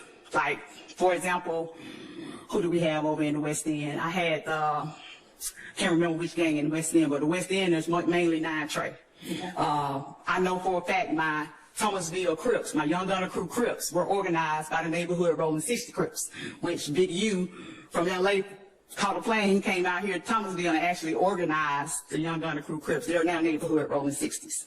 I had Inglewood family, Gangsta Bloods, fly from the West Coast to Summerhill, and they organized the Atlanta Blood Gang. So, and then we had Sex Money Murder go to Cleveland Avenue and organize the Rock Crew, some of the YSL members. Okay. You mentioned YSL members. Have you had occasions to investigate crimes involving YSL? Yes. All right. Have you had an opportunity to talk with associates and members, self-professed members of YSL? Yes. And have you gained information through the sources that you've mentioned earlier regarding YSL and their culture and practices? I have. All right. Are you able to... That I did with guns. Discuss the kind of crimes that were occurring. Crew, it's like each gang have their own little niche of what they do. Because I remember Fam America making fun of 30 Deep before doing only Smash and Grabs. But at the time... What up, Pros? I'm going to be skipping through some of her parts because it ain't necessary to watch the whole, but it's crazy some of the stuff she be saying, so I'm still playing, but I'm going to skip through. Appreciate y'all joining, family. Hit the like, hit the subscribe, tap in, share with a friend. When I first started, Rock Crew was still at ATMs, and they were tearing us up. So I knew that they hung out at 108 Cleveland Avenue. And I judge, sure, ain't nobody selling no ass, ain't nobody selling no drugs, ain't nobody. And I took 3 locations of the ATMs. We knew that, you know, that Rock Crew members were involved.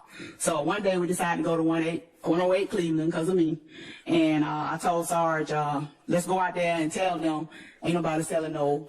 Can I cuss, Judge? Sure. Ain't nobody selling no ass. Ain't nobody selling no drugs. Ain't nobody selling nothing. Ain't nothing going down out here. We're going to be out here every day in y'all's face until I get my ATMs. Because I know that they are being hidden over here. And so at the time, I think we arrested like 3 members because somebody had a warrant. I think we might have arrested Mr. Williams that day, and I can't remember what it was for, but it was probably some minor. But later on that day, around 5 o'clock, somebody called the DEA and said, I want to leave a tip. All the ATMs are in a house on Glen Road Circle.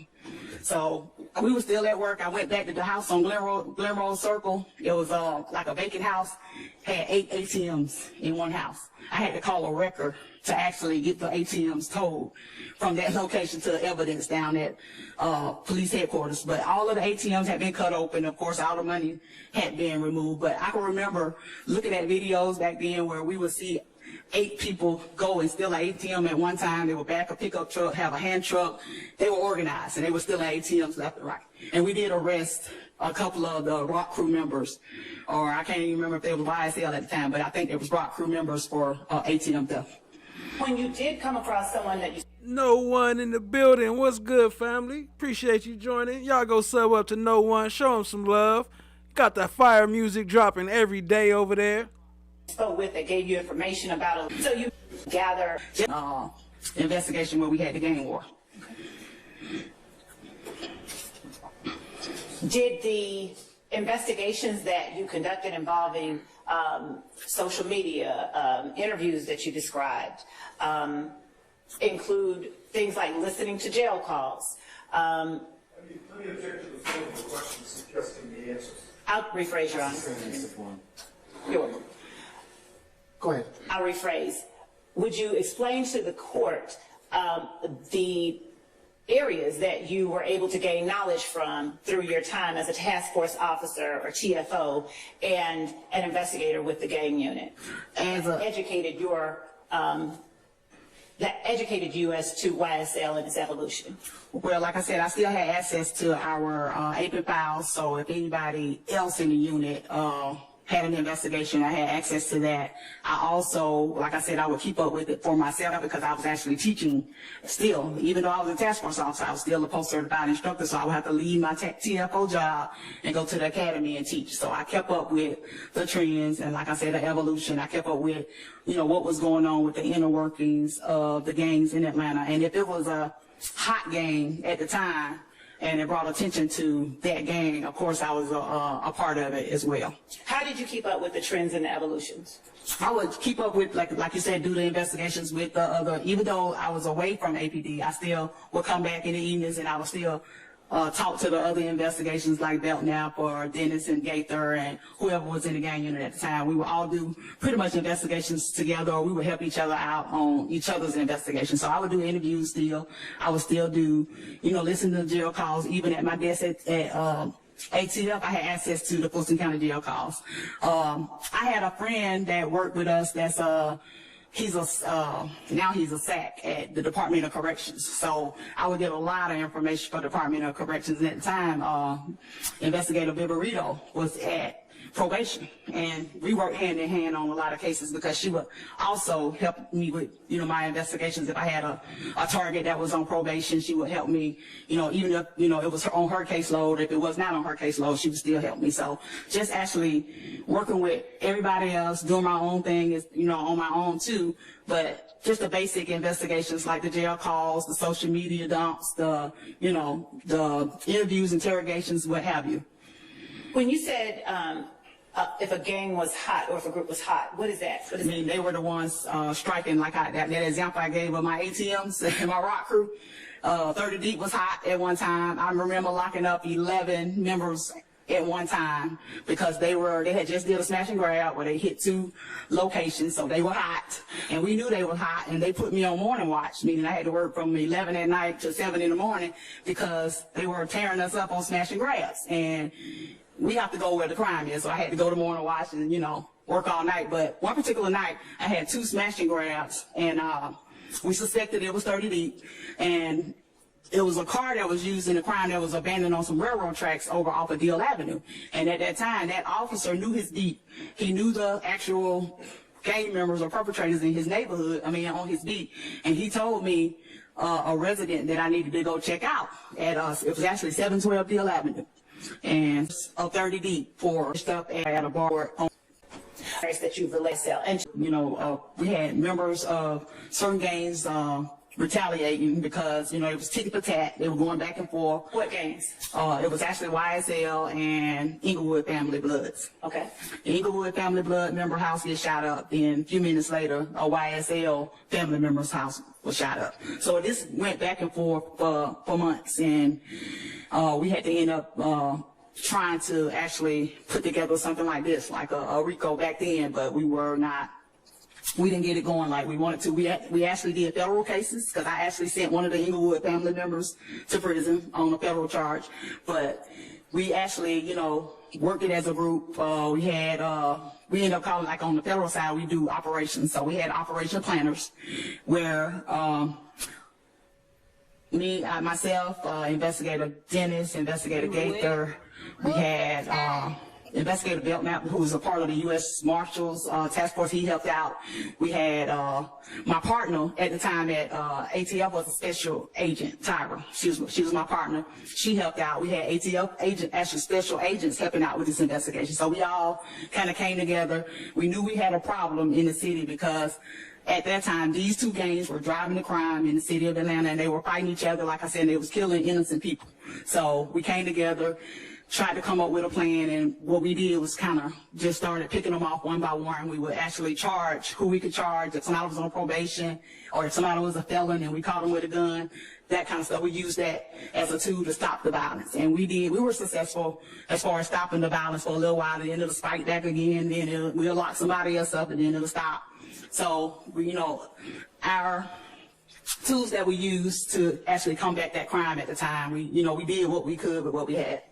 Based on your knowledge, background, training, education, and experience, were those crimes that you just described as a part of the back and forth or the war between YSL and Inglewood family, were NJB Nene, what's good, family? Appreciate you joining. She said, what's up, FOTGs, mods in chat, checking in. Appreciate you dropping them slime umbrellas. Were those crimes criminal street gang activity? Yes. You spoke about Rock Crew. Mm-hmm. Was Rock Crew a group that consisted?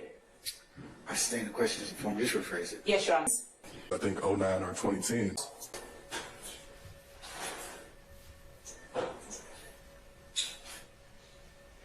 All right. Thank you, madam. Thank you, Judge. Okay. Cross. Mr. Stiff.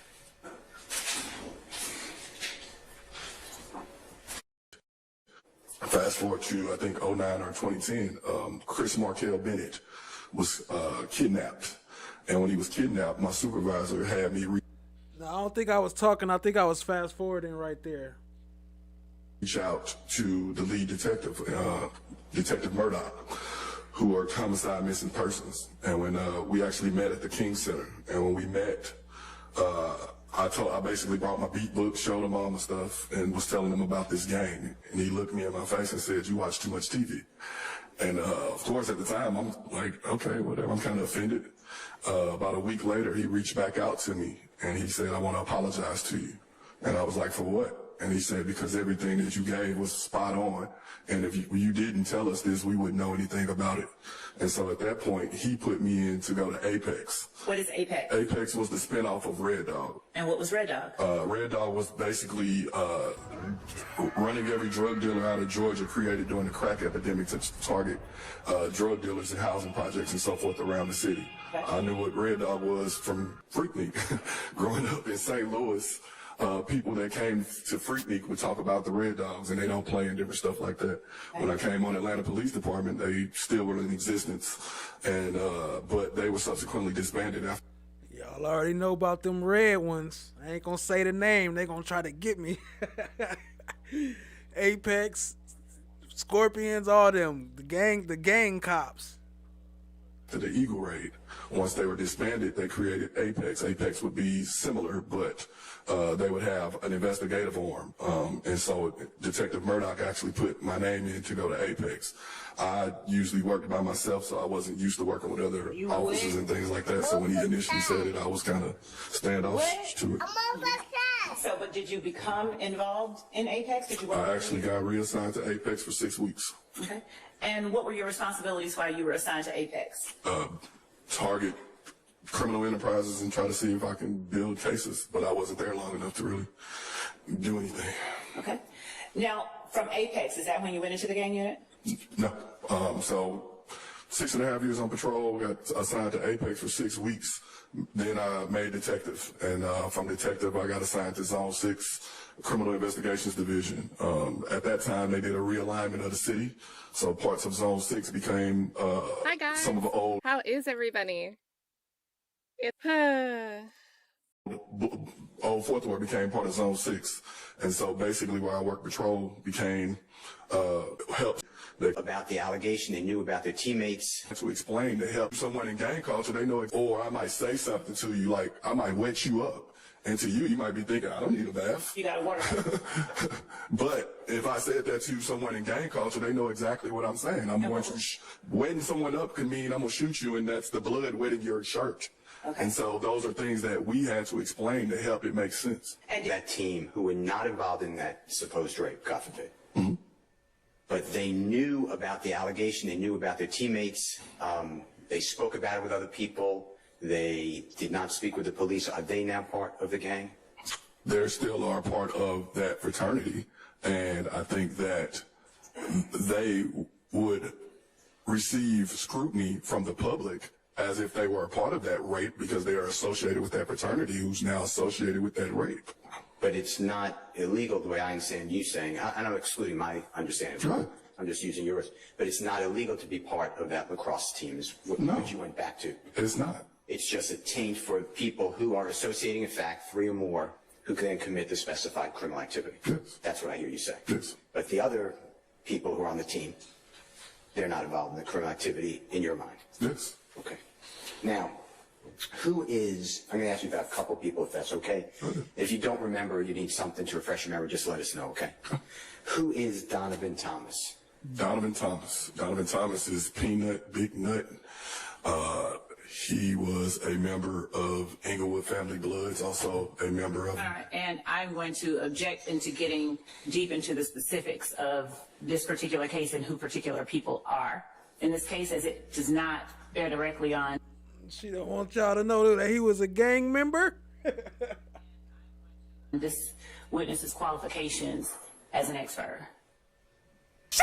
They specifically discussed in direct who is Donovan Thomas, and it was specifically proffered that he's part of, or through the testimony, part of IF gang, and this court is being asked to qualify the Honorable Detective, or former Detective Dennis, in an expert of the IF gang. I'm asking about the same thing. Objection, go ahead. Yes, sir.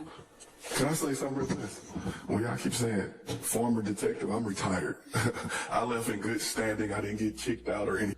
Red Dog was the spinoff of Mad Dog 2020.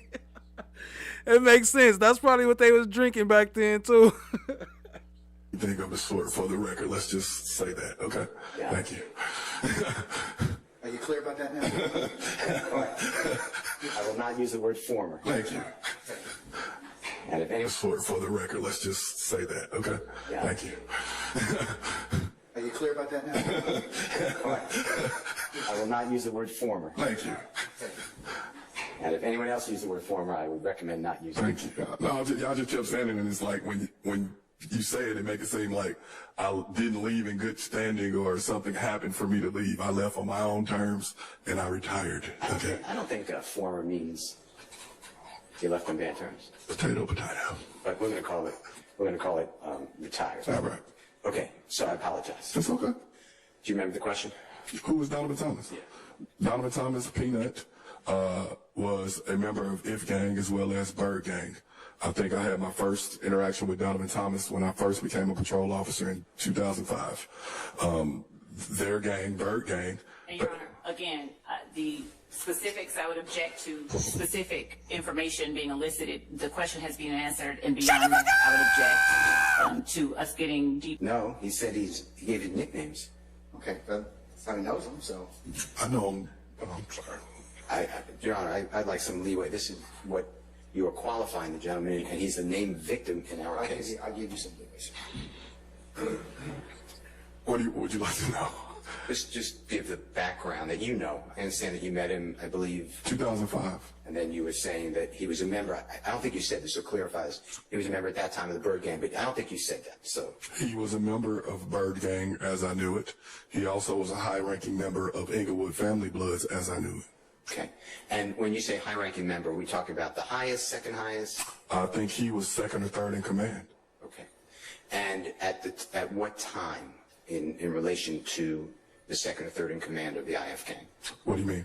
What year? Are we talking about the whole time, or are we talking about January 10th? There was a point where a gentleman by the name of Mo Rice Williams basically flew to California and helped get the blessings from California to operate here in Atlanta as Underwood Family Bloods.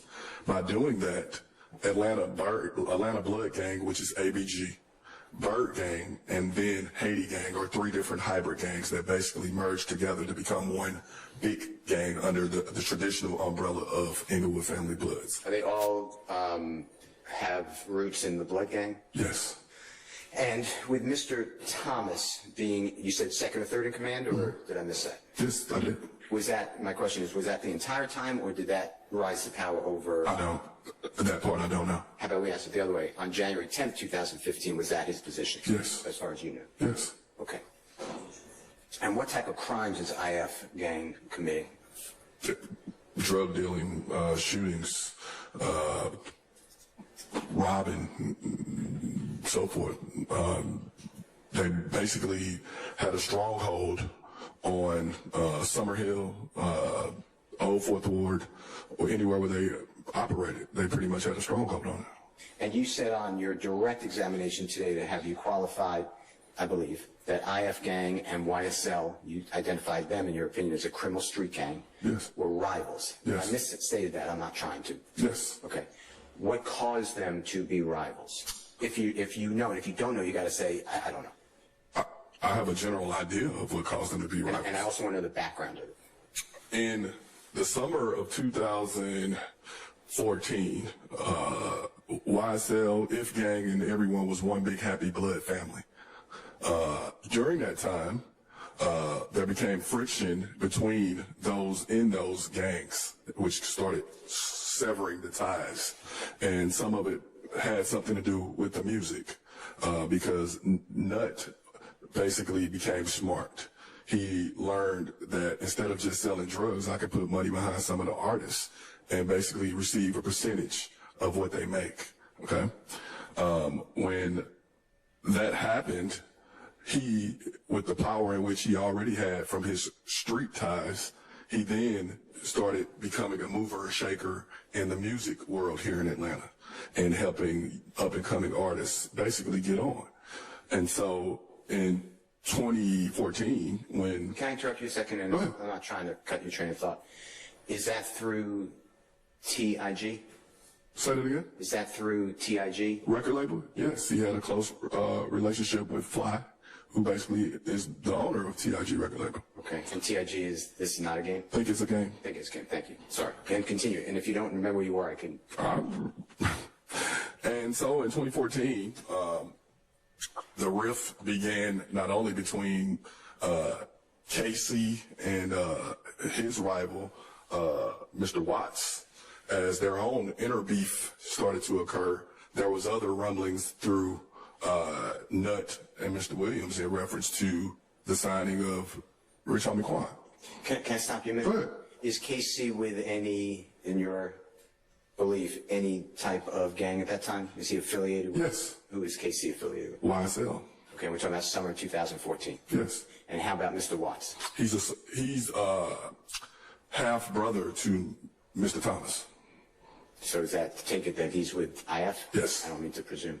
Okay. And is Mr. Watts also a high-ranking member like you denoted Mr. Thomas? I would say yes. He's more of Mr. Watts. Your Honor, I'm going to object to this level of detail in this type of hearing. I understand the court's ruling regarding the certain lines of inquiry, but getting into the facts of the individual cases involved here, I don't believe this is the appropriate mechanism. Yes, move on, Mr. Steele. Okay. Well, then just go back to the original question. What caused the IF in your investigation to become a qualified expert? Well, expert for the Honorable Court's consideration to be qualified as to why IF and YSL are rivals. A part of it was music. A part of it was gang. Part of it was power. Part of it was money. And all those factors balled into subsequently the assassination of Donovan Thomas. And where do you get the information? And I'll tell you what I wrote down if it helps you. But you're asserting a lot of facts. Okay. So what's the background Hi of the guys. facts? How is everybody? Sitting through countless interviews with individuals that were either A, charged, B, suspects, or C, interacted with law enforcement, and doing my own investigations through witnesses, the families of victims, social media, all this information. We're talking about this is from 8 years ago for myself. And 2015. Correct. And some of the individuals that are sitting in here, I actually sat in the interviews with them and discussed some of these things.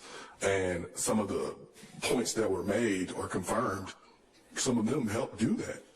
So when you ask that question, this isn't necessarily just one person told us this or one thing happened. We're talking about my expertise as an investigator, as a police officer, and as a human, being able to listen to what they're telling me, following up to corroborate and so forth, to confirm or dismiss some of the information as, okay, did this happen? Could this happen?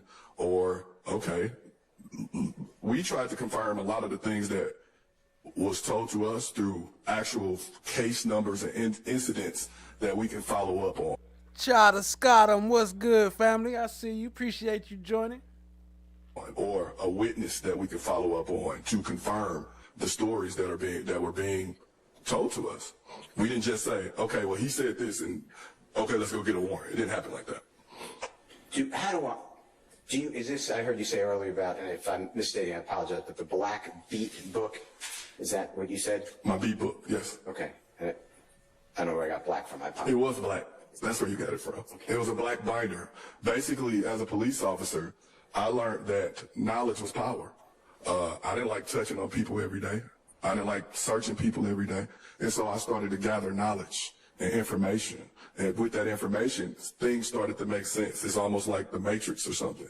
Once you start understanding gangs and the things that are going around, other stuff start making sense. The shooting that just happened that comes on the news at night to the common person might think, oh, it's just a random shooting. Well, I'm going to dig and find the backstory. And then if you find that backstory was that shooting was a retaliation to an incident that happened somewhere else. And they were retaliating from that incident that happened elsewhere and so forth. And so my beat book became information gathering. And so that it made sense not only for myself, but my colleagues. And when other people would have incidents, gather that information and compile it in one place. I got the idea from the book from someone else. They had a beat book, and when we needed the information, it was jumbled up. And so for myself, I started to catalog it, and it helped with identifications. It helped with, I didn't know I was doing gang work before I became a gang detective. Where did that beat book go into any of your knowledge that you bring here today on the 14th day of November 2000? I would say yes and no. Once I retired, I left my files where I'm required to leave them, which is at APD. And like I said, I've been gone almost 3-4 years. I took police. Some of this stuff is because after I retired. Would you allow one more question, and then if it's not a proper question, you can tell me? Okay. The retired detective, not the answer. Do you know where the beat book is today? Your Honor, I object. He's already answered that. He's asked, yeah. Okay, I think Is because after I retired, I moved on. I don't even have a police uniform anymore, so that's not my calling anymore. Okay, I think I understand what you're saying. So the beat book may exist, but you Your can Honor, I work object yourself. to any further questioning about the beat book or anything else. All right, testify. Let's move on from that. I just have one more question, if you don't mind. I just want to clarify for my subpoena. I think you've asked all the questions you need to at this point in time in terms of his knowledge of the beat book. Would you allow one more question, and then He told him, I think you've asked all the questions you need to ask. Like, all right, that's enough. You need to move on now. We don't need you going. You talking about this beat book now? You're done. if it's not a proper question, you can tell me? Okay. The retired detective, not the answer. Do you know where the beat book is today? Your Honor, I object. He's already answered that. He's asked, yeah. You can answer it if you can. I do not. Okay. I don't know where any of my files from my previous profession is today. We catalog and kept our files. We have to leave them in the office. When different supervisors come in, different stuff can get misplaced. I don't know. I'm not there, so I don't know. No, I understand. And I appreciate the information. The Georgia Gang Investigator Association, how do you become a part of that? If you were a part of it. I know you attended classes. For myself, I never joined, but I often would interact with them.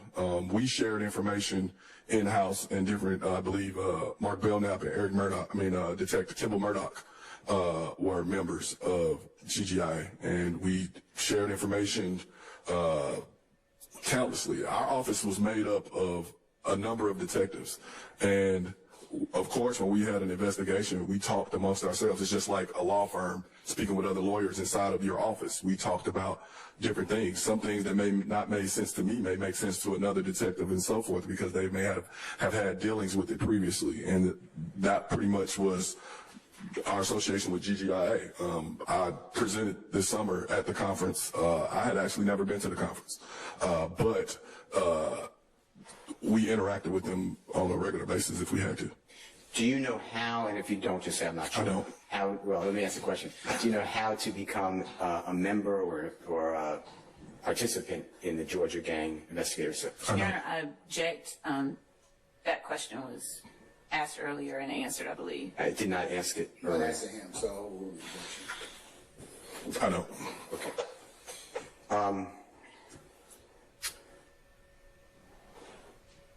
You talked about on direct examination with the Honorable Prosecutor, gangs, hip-hop, and gangs. Mm-hmm. And I'm just looking at State's Exhibit 2B, as in Barry and Bravo. Mm-hmm. Go through the metal detectors and all that, and we clear it. And that gets you in any other place in the courtroom except for this trial. Anywhere. And so when we go in there, they would pull out everything out of our bag. It had already been searched by the metal detectors and the sheriff's deputies and everything. And then we go into the courtroom and they're just standing all behind you and all of that. And yeah, we worried about what a jury would think about, well, these guys must be pretty bad. Yeah. If you got this many people trying to, or either something may happen in here.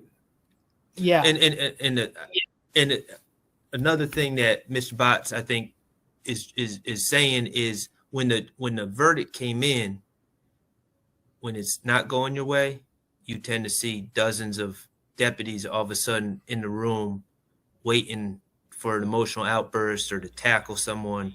Mm-hmm. And shout out to Megan Kuniff. This is a little clip of her with as you see, Max Shard and David Botts. I rock with David Botts, man. He comedy. Just a little clip. And see all those deputies. So just to separate some of that court. I know it's been a lot, so it's a little breaker. When I think back, that was a sign too, but I didn't really catch it at the time. I was just, everything happened so fast. And that's because a few of the sheriffs told us that we think you win in the case. And I remember one especially commented and complimented, really, Max on one of his brilliant cross-examinations of the witness. You got that right. Wow. And Do you remember who it was? Now Mr. Botts is telling secrets. Mr. Botts, you don't remember anything. Remember He's who the telling witness secrets. was? Can you Stop, say, Mr. Botts.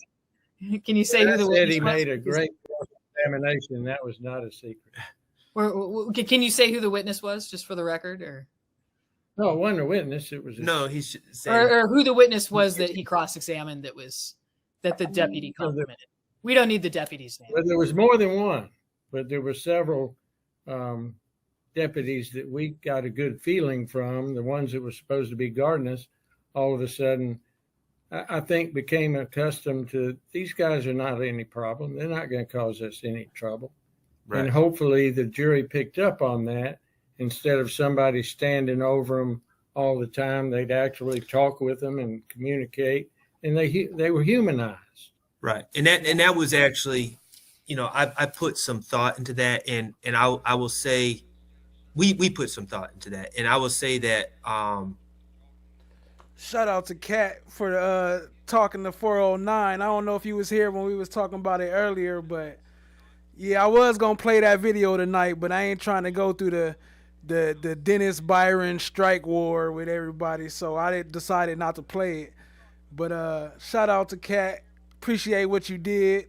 Maybe I'll do another episode on it, like without monetizing that video. But appreciate you. Shout out to you for that.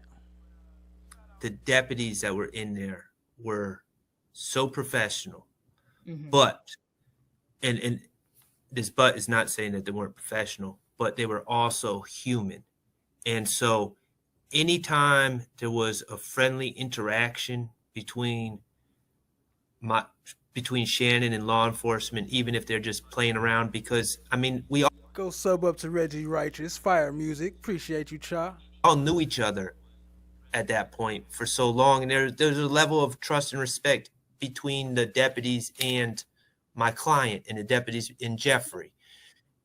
The more interactions that are just normal, and it just looks like these are not hardened guys, but guys that even in this situation are able to interact with law enforcement and smile and joke and kid. I thought it was good.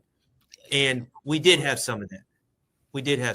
And there needed to be some of that because, you know, no one could go a year plus or 2 years and just everything's law and order and strict regiment. That was just unrealistic.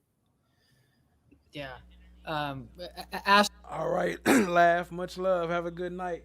Yeah, that's a fact. Cat Not Williams, FOGs. He did a strike, not just a claim. That's a fact. Like, y'all, he's striking channels. He ain't putting claims like just, you know, maybe share the monetization or, you know what I mean? Like, give him a warning. No, he's striking channels. What's up with that? That's crazy. That's that old school. He think he a real news network or something. He don't realize, like, you know, this is all other people's lives you talking about. Like, you talking to people about other people's lives. Like, why would you not let somebody review your content? It's going to build your views. Actually asked if did one of the jurors wear a Boys in the Hood shirt the day the verdict was announced? Did you notice that, of all the details in the courtroom? You know, I did notice it, and it didn't really stink. It was like, I was like, oh, okay. But then I was, you know, I didn't really take it for the message that probably. And it was investigator. Sorry to interrupt. It was investigator Dennis, right? Who testified. Was it Dennis who testified right. that he watched Boys in the Hood? And shout out to Allie saying she appreciate the gifted membership. You know, that was some of he had cited that in testimony, and then it was like, oh, so right. that's what informs your experience here is Boys in the right. Hood. But okay, that was one of those clues that I could have probably picked up on, but again, I was on the verge of passing out. So yeah, and you know, I mean, all hell breaks loose after a verdict is read. I remember a judge I know in Orange County said that he was once ordered to duck under the bench by the deputies because all the family members in the courtroom were freaking out. What was it like in the moments after the verdict? I mean, this was celebration overall. Celebration. Shout out to Mookie. Mookie, y'all go sub up, show him some love. Wasn't it? Except for the victims' families, but I understand Drinks' family left pretty quick. I don't, honestly, I don't remember. I just remember hugging Shannon. And then I remember going to, we spoke to the jurors, but it was kind of like I wasn't.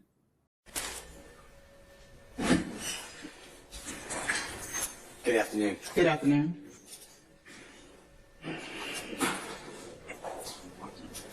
When you testified in the Femeric. All right, back to it. Just wanted to get a little bit of that in. That was kind of funny to me, that little interview. Shout out to Megan and Bots and Shard.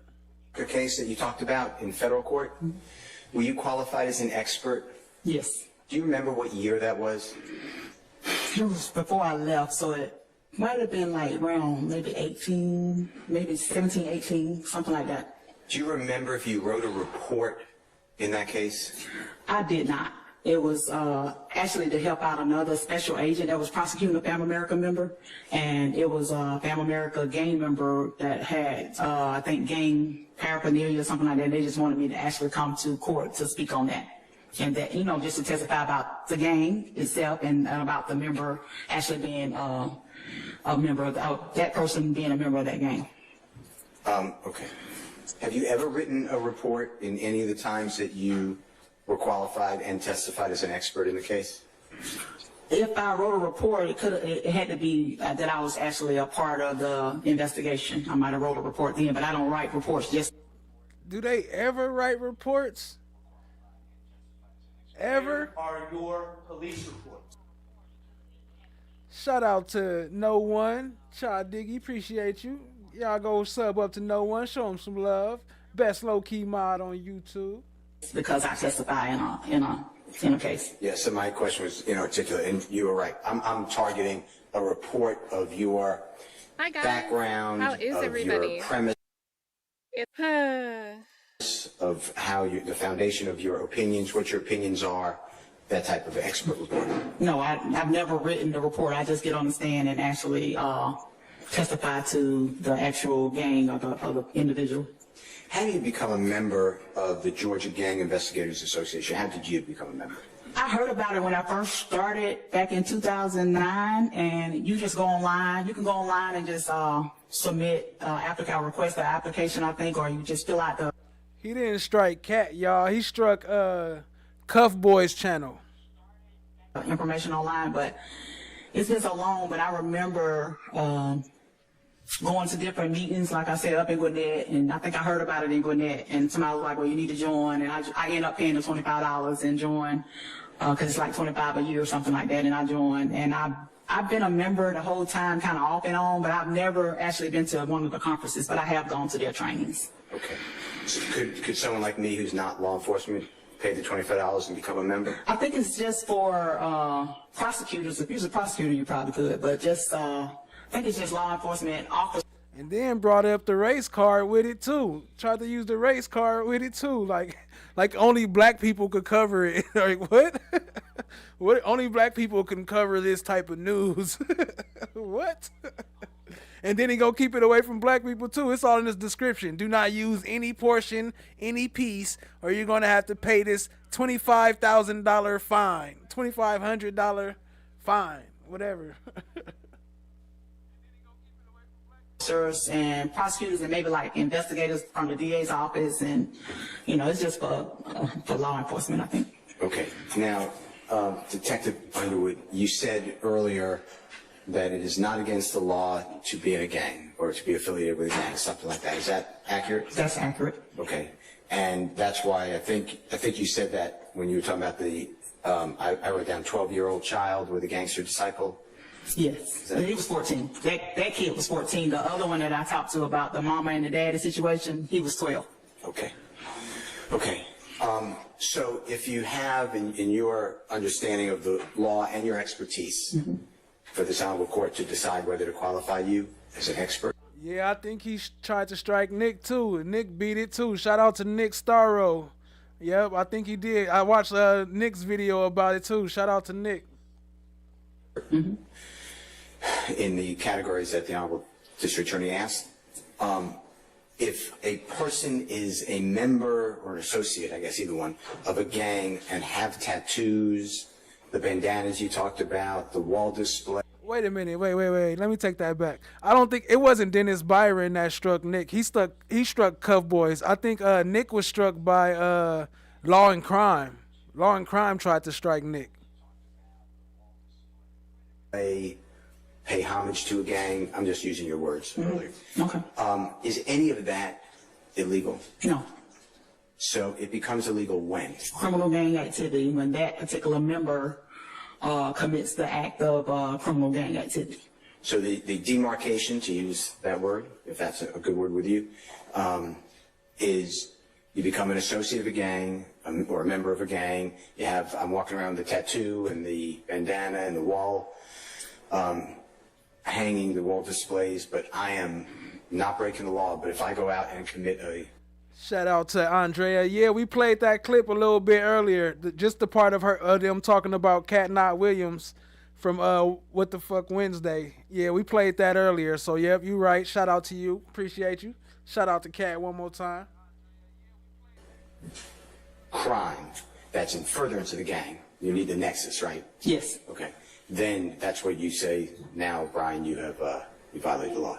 Now, Brian, you violate the law. Yes. Is that true? Yes. Okay. Now, what if I cheer on the gang? Like I have the posters, I love I love the Bloods. It's a great way of life. Is that a problem? That's not a problem. It's not against the law. So, okay, you're talking about freedom of That's for the association. law, yeah. It depends on, I think I understand. So you're talking about freedom of association, freedom of speech. See this? The reason why you're doing it, that's not on behalf of the gang. That's your own personal feelings about what just happened. I'm carrying the blood signs. I have my walls, bloods.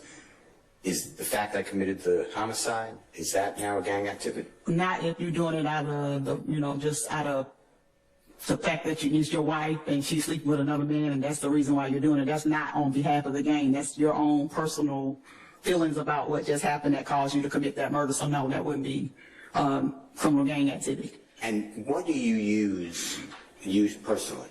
What do you use to decide whether it is criminal street gang activity? I go by the actual statute where it has a different, crimes actually listed. It had even simple battery, like at a school. If I go to a high school and there's 13 girls in a fight, and it might be 8 against 5 or what have you. If they are part of a gang, I can actually use just a simple battery fight. I can use the charge of criminal street gang activity or participation in criminal street gang activity. Most of the times, though, it's like the violent crimes, like the carjackings, the robberies, the smashing and grabs when they're driving vehicles through buildings, stealing blue jeans, the, just aggravated assault shootings like we had with the gang war when they were shooting up, each other's houses. That would be considered criminal gang activity. And it's like listed in our statute under 1615.3. I think that's under all the definitions, it kind of goes back to criminal gang activity and what that means. And then it goes back to the certain crimes that we should look at when we go to charge somebody. And I understand there's statutory specified crimes. Yes. Where are your police reports? But let's say I'm the same person. I'm wearing my tattoo of the Bloods and my colors and wall hangings, and I'm petitioning Bloods in a great way of life. I'm on social media. I love the Bloods. I'm doing hand signs, everything. And I'm selling oxycodone, illegally selling oxycodone. How do you decide whether I'm doing that to further the gang or if I'm doing that on my own personal crime, like the shooting of? Hey, that's a fact, Cha. I had to pull up when I got the signal. I got the cat signal. I had to pull up over there like, hold up, what's going on? And we going to wrap up early tonight, maybe about one more hour, about 9 o'clock. That way we could go over there to Sustain Overrule and show her some love too. Appreciate y'all, family. Hit the like, hit the subscribe, tap in, share with a friend. Do you pay dues? I pay dues. You pay dues. We can articulate that you're actually selling drugs and you're actually paying dues back into that game. So it's pretty much that money that you're making, you're putting it back into the game. So you're furthering the game with the financial, your payments that you're putting in. So it's like you still like contributing to that game, that money, that drug money. Understood. Okay. If you know, and I didn't hear you talk about this, so just say I don't know. And I heard it differently, so I want to talk to you about YSL. Does YSL have colors?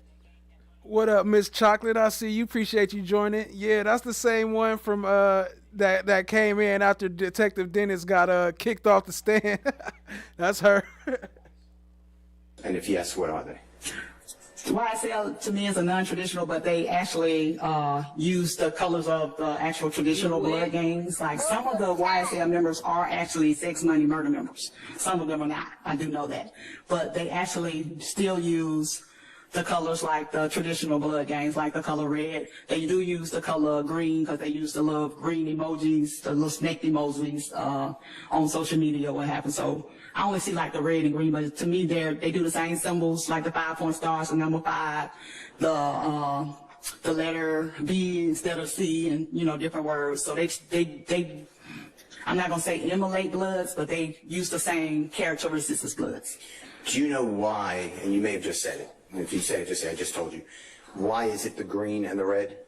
The red is for blood. The bloods use the color red. And then the green are usually like for the emojis or the slime that they, talk about when they're posting or they. The green is for the emojis or the slime. The red is for blood. The green is for the emojis or slime.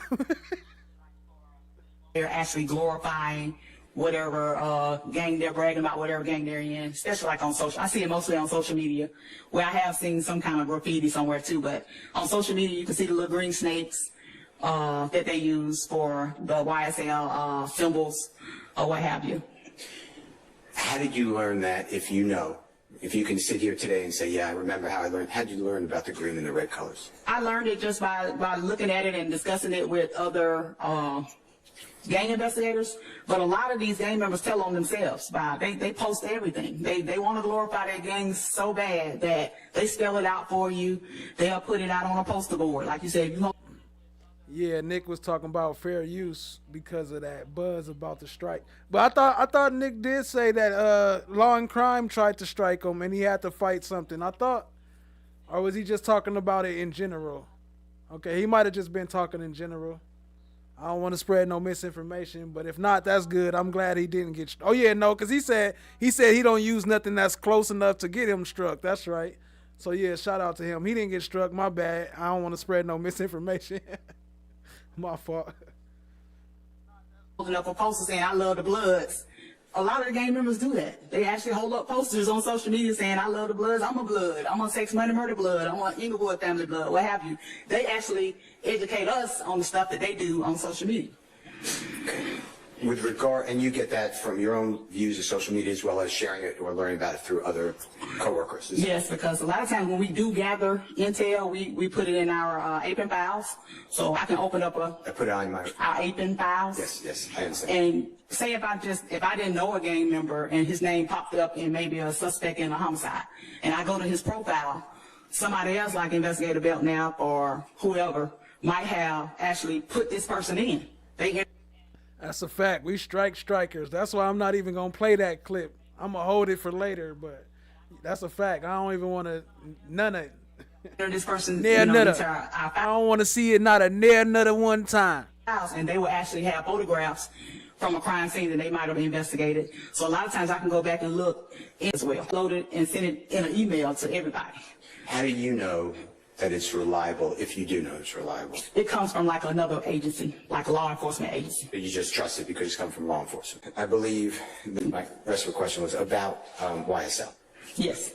And whom are those persons? I've actually spoken to Jeffrey Williams myself. I've spoken to Shannon myself. I've spoken to, I guess I can call him Casey. I've spoken to him. I've spoken to Trentavious Stevens.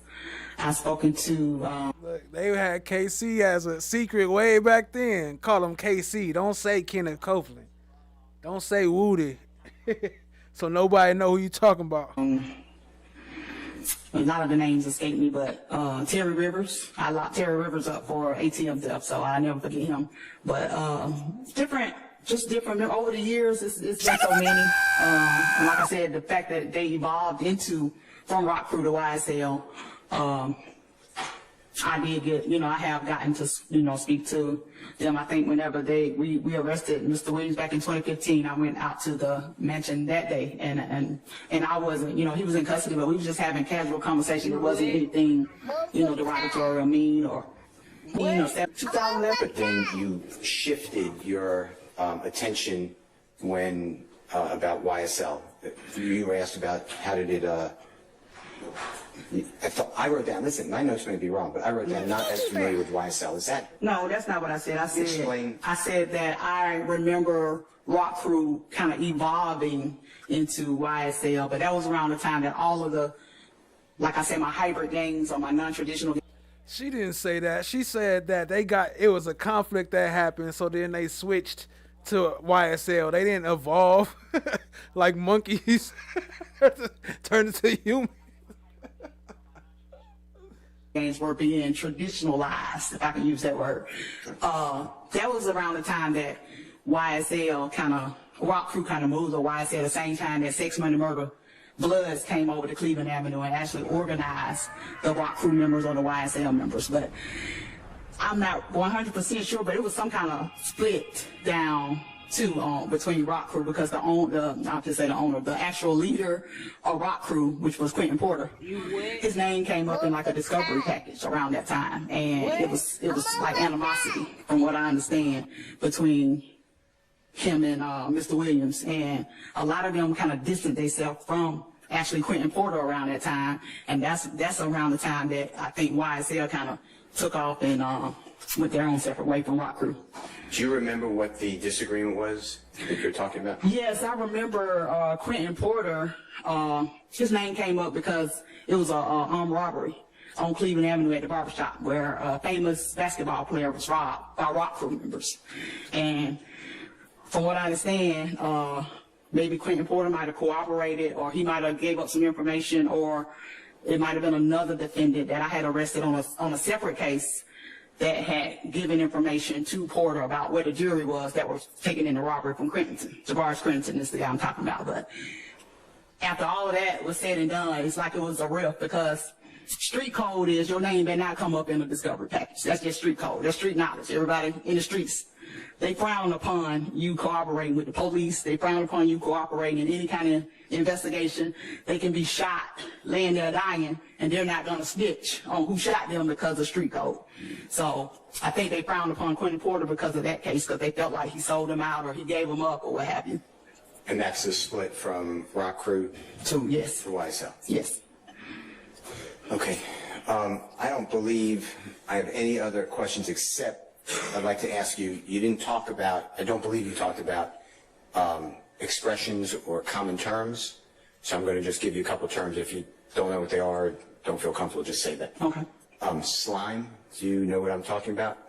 Yes, that's a term that Bloods use, and I don't think it's just Sex Money Murder Bloods. I think Nine Trey might use slime. I think it's just a blood terminology, What does it mean, if you know? If you don't know, just say, I'm not familiar. Well, from what I gather, I guess in my opinion, a lot of them use it as, a term of endearment to each other. Like friend? Right. Like, brothers. What's up, slime? How you doing, slime? Okay. How about a slat? Are you familiar with that? Yes. Slat is slime. What's up, slime? How you doing, slime? Slat. Right on time, NJB.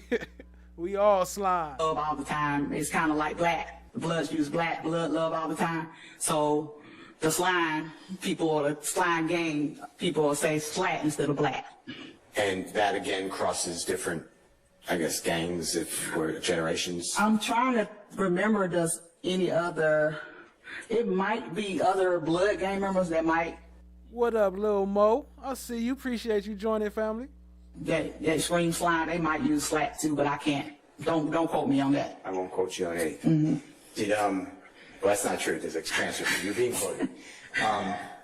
Did either of these terms predate YSL, slime, slap, if you know?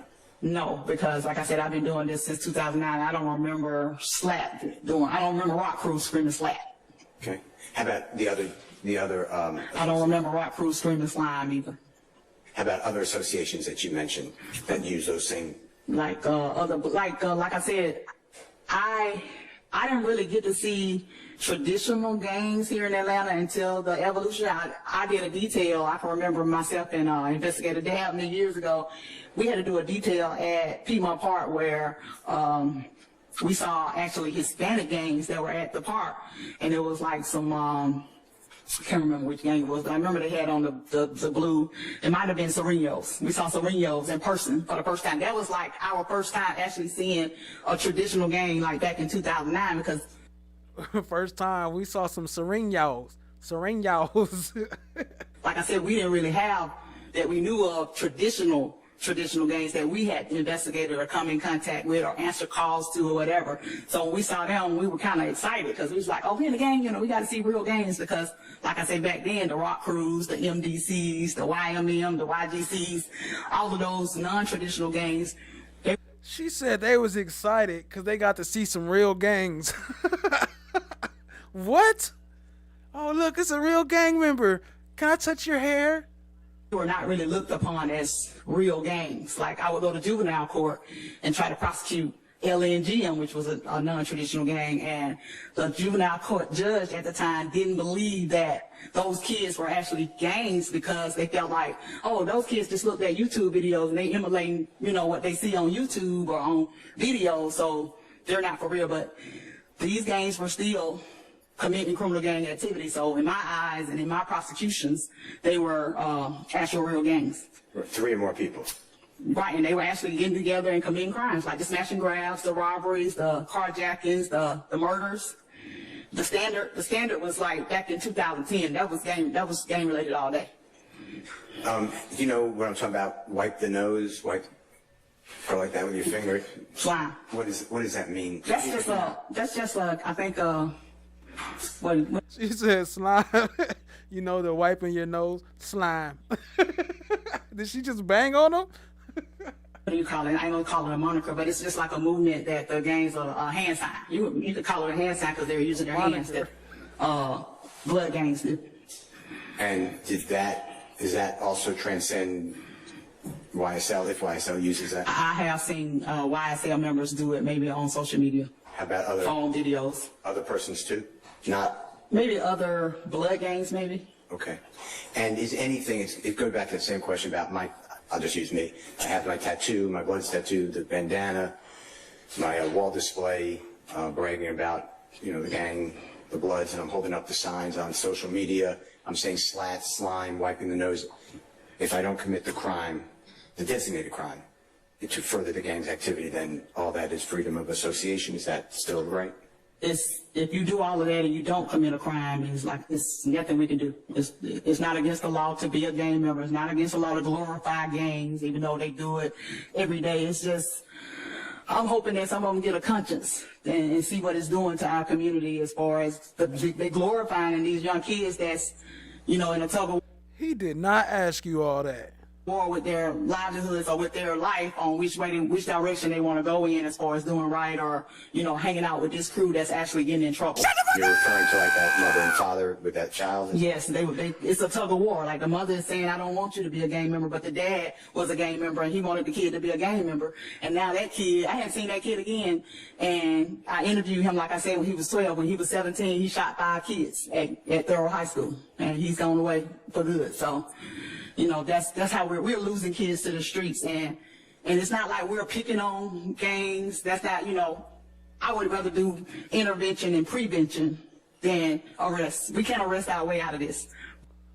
So why y'all not doing it then? That don't make no sense. Why y'all arresting instead of doing intervention and prevention? Shout out to Miss D, friend of 409. That's a fact. That's definitely one of 409 friends. They definitely know each other.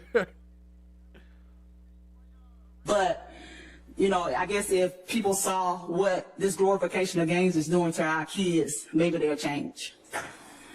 Thank you. Thank you. Your Honor. A crime is gang-related or in furtherance of a gang. Is there a list of factors in APD, standard operating procedures, or any sort of gang manuals that you know of that dictate what to look for? Is there a set standard? I don't believe so. Okay. When you listed some of the considerations that you look for, and and feel free to correct me, I have circumstances of where the crime took place, circumstances of the crime that took place, the location of the crime, the people involved, and who the victim is. Correct. Those are all four. Is that an exhaustive list, or are there other factors? It can be a number of things. If, for example, your house gets shot up, when we go to your house, we're going to ask you who you are to try to get a feel for who you are or what you may be involved in. Okay. We may talk to the neighbors. What did you see? Well, you know, he associated with such and such, or things of that nature. Those are things that help kind of start the investigation.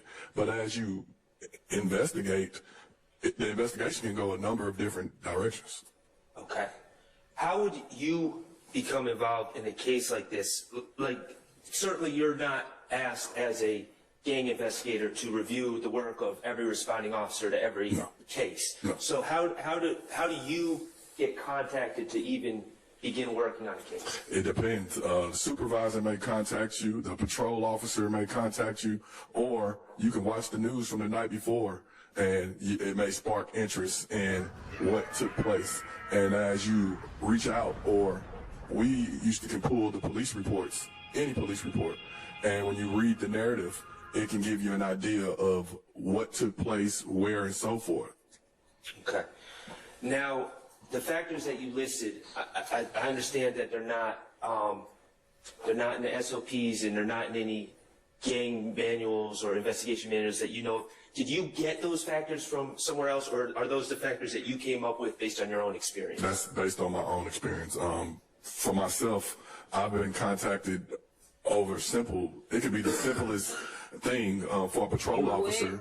They may just think it's just another shooting, right? Not knowing the backstory or knowing the people that are involved. With my experience in gangs and dealing with different people from all around the city, it would often lead you to what was the reasoning for it or why that happened. Or you might get a call from somebody in the neighborhood or a Crime Stopper tip, and it may take it in that direction. How did you get involved in the January 10, 2015 shooting of Donovan Thomas? I said it earlier, but I'm going to say it again. On January 10th that night, I was off. Another detective was working, and when Donovan Thomas was shot and killed on McDaniel Street, he reached out to me saying, hey, you put him in APD. That's our gang files. Yeah. And he said, what do you know about Donovan Thomas? And I told him to go to my bottom drawer and get my black book, my beat book. And in that book, it had a profile of Donovan Thomas. And that Saturday, we immediately, the city everybody was talking about it. The city was going crazy.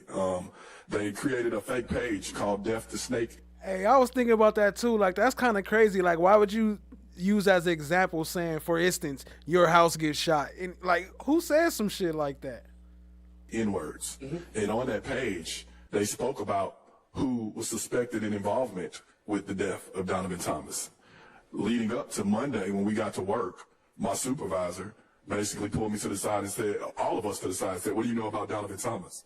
And I basically told him, what do you want to know?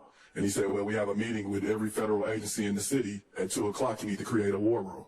And that's when Operation Planners was born. Now, at that time, Operation Planners, so disrespectful.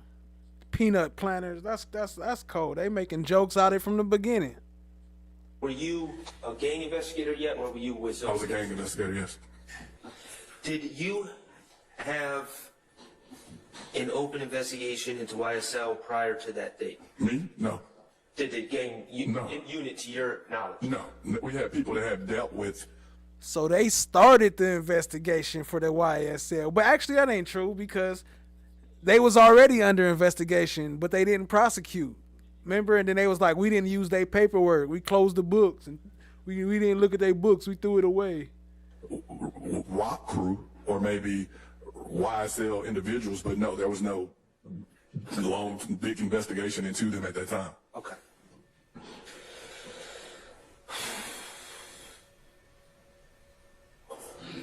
Now, You went.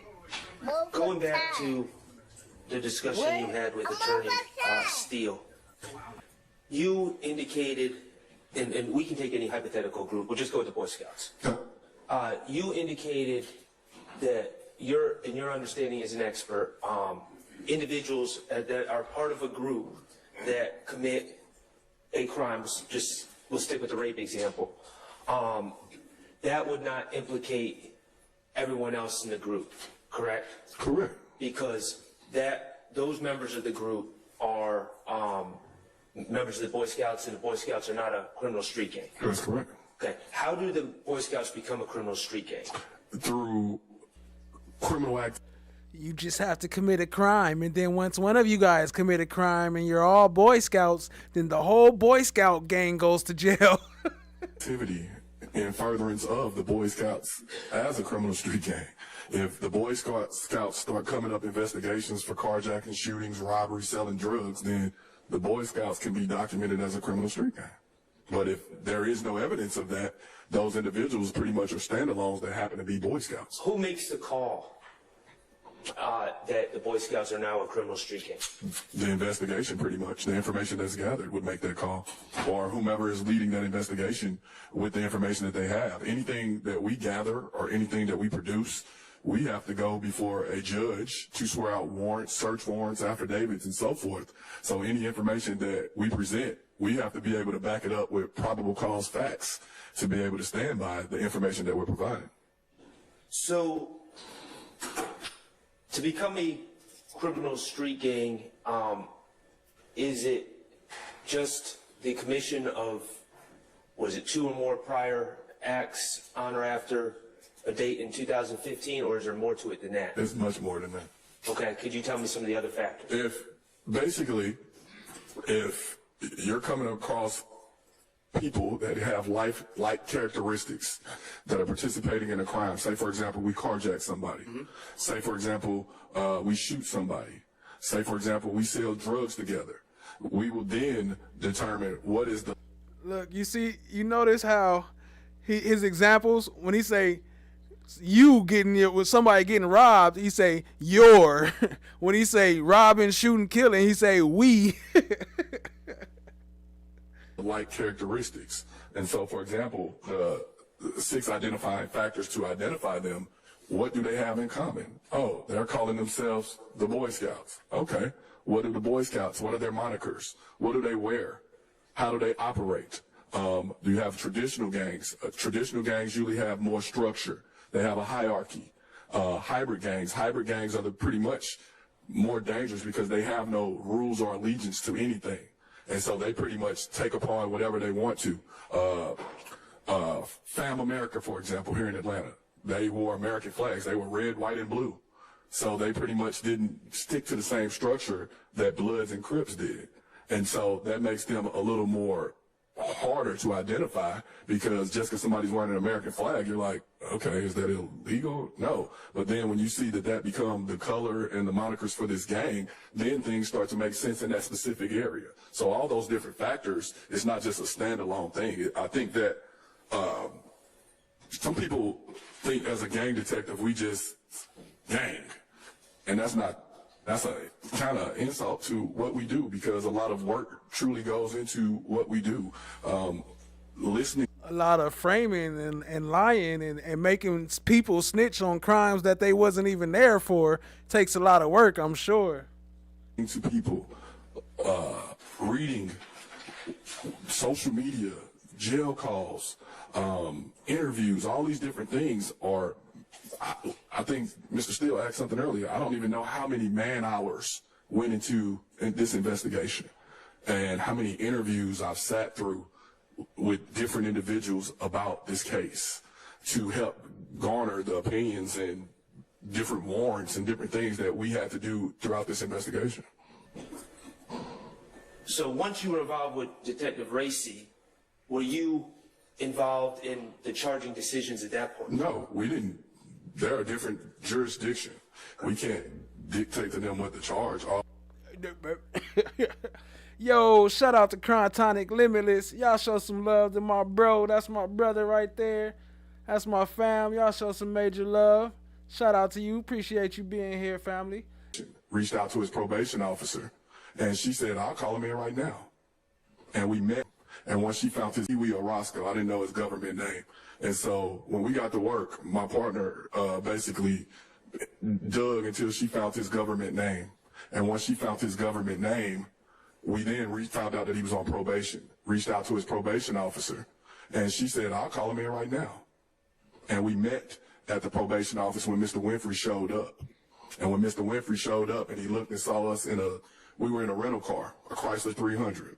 He looked and he said, can I curse? Yes. He said, oh, fuck. Because I know I would like to see them warrants. That'd be crazy if Glanville signed off on them things. That'd be crazy. That's something to look into. He saw me and he knew that I was there, and he knew that he immediately went in his pocket and took out $200 and slapped fives with me. And I looked at my hand and I said, what's this? They got them 200. They got them 200 y'all was talking about. Don't get down like that. And he said, man, I know I was tripping the other night. And at that point, I knew that he was going to jail because he just pretty much told on himself. And if you ever find my file, it's a file with $200 in an envelope in the back of it. And I knew that he was going to jail because he just pretty much told on himself. And if you ever find my file, it's a file with $200 in an envelope in the back of it.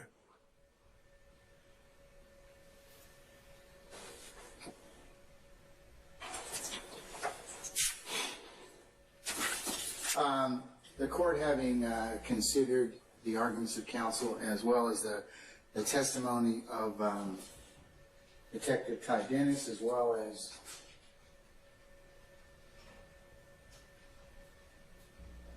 States 2, which is his CV, and States 2B, which is a continuation of his CV, which specifically breaks out his gang training and the cases that he's been involved in, to include civil matters that he's been involved in as well.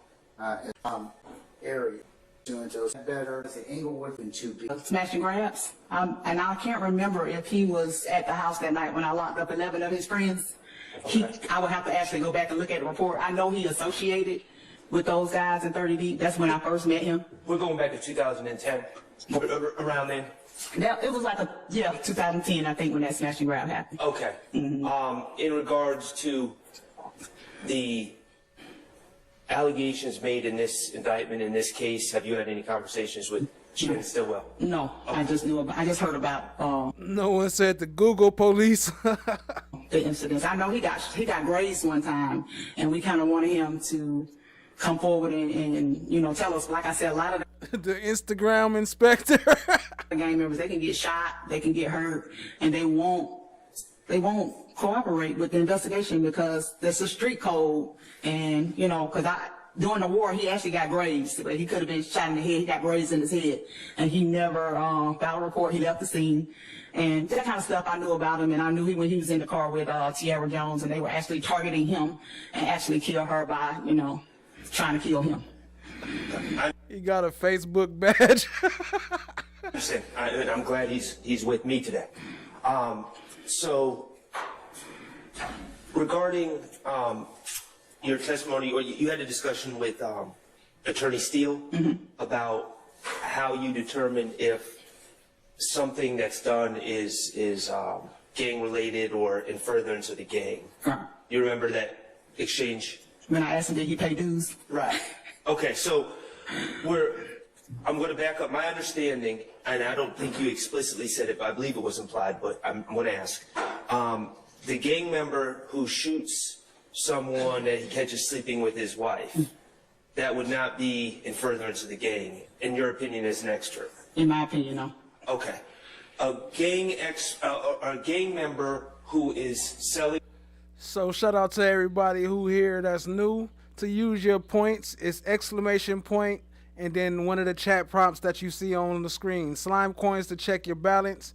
Fanny pack, love bobble, gatekeeper, all one word, exclamation point first. Appreciate y'all, family. Drugs and pushing the proceeds into the gang, that would be in furtherance of the gang in your expertise? Yes. Okay.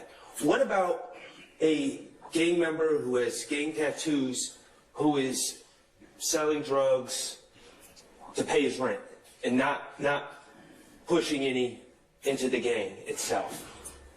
If the way I look at it is, if he's paying any kind of dues to that gang and that's his only form of employment, if the only way he's making money is selling drugs, he has to give a portion of it to the gang as far as his dues, because traditional gangs have dues. So I would say that the proceeds from the dirty money that goes over to the gang would be furthering the gang. Well, what about a non-traditional?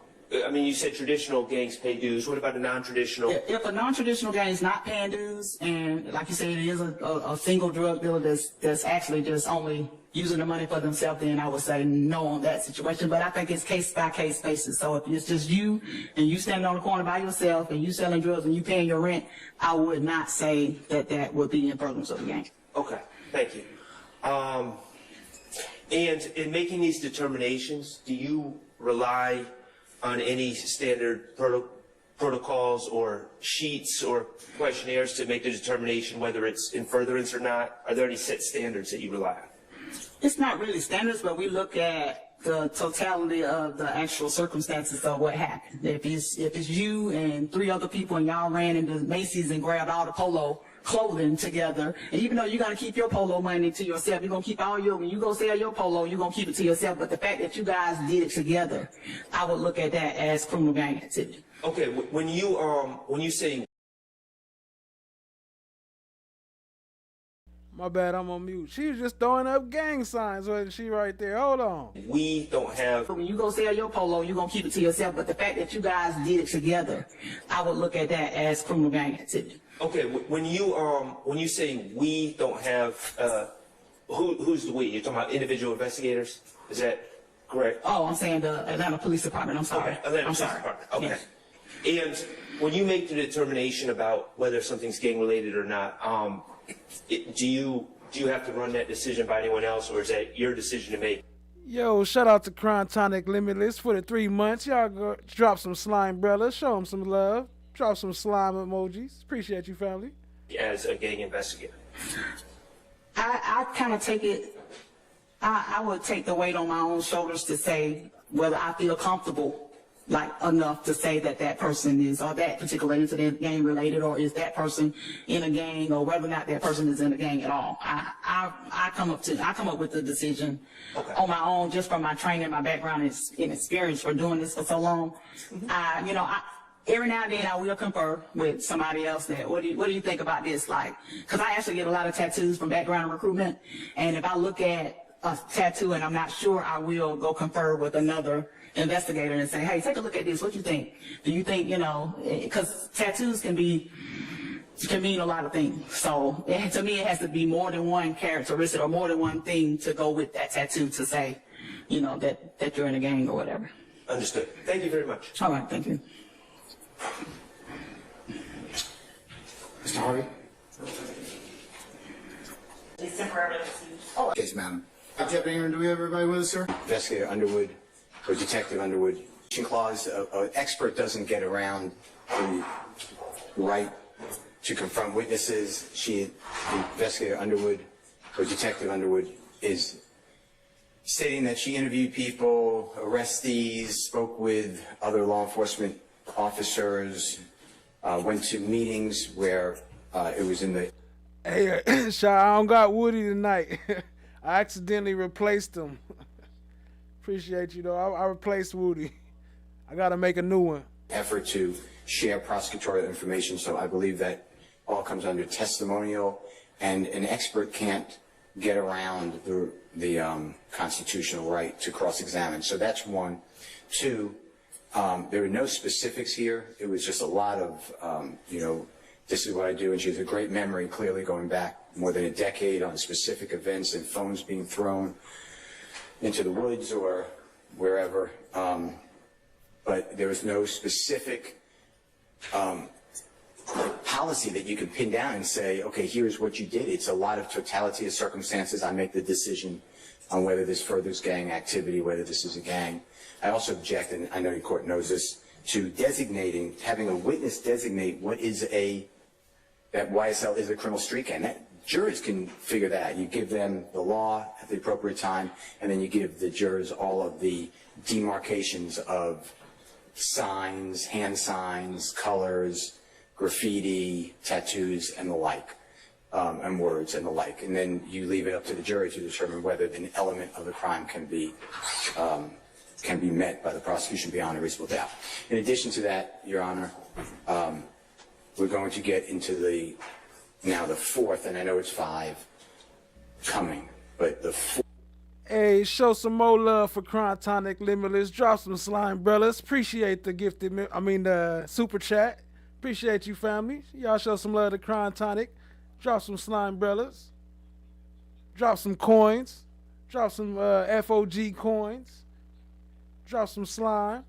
Fourth, same agency, supposed expertise, and I just can't think that it's fair to Mr. Williams. You're saying cumulative, right? Yeah. Depending upon how the state divides that particular testimony up or presents it, and you may end up making that objection, maybe a proper objection, potentially later. Those are the issues, and then the other issues about the dual witness that I discussed with this honorable court previously, and the like. But I'm opposing it for those reasons, Your Honor. Yes, sir. Thank you, sir. All right, Mr. Sharp. Your Honor, just briefly, I adopt everything that Attorney Steele said.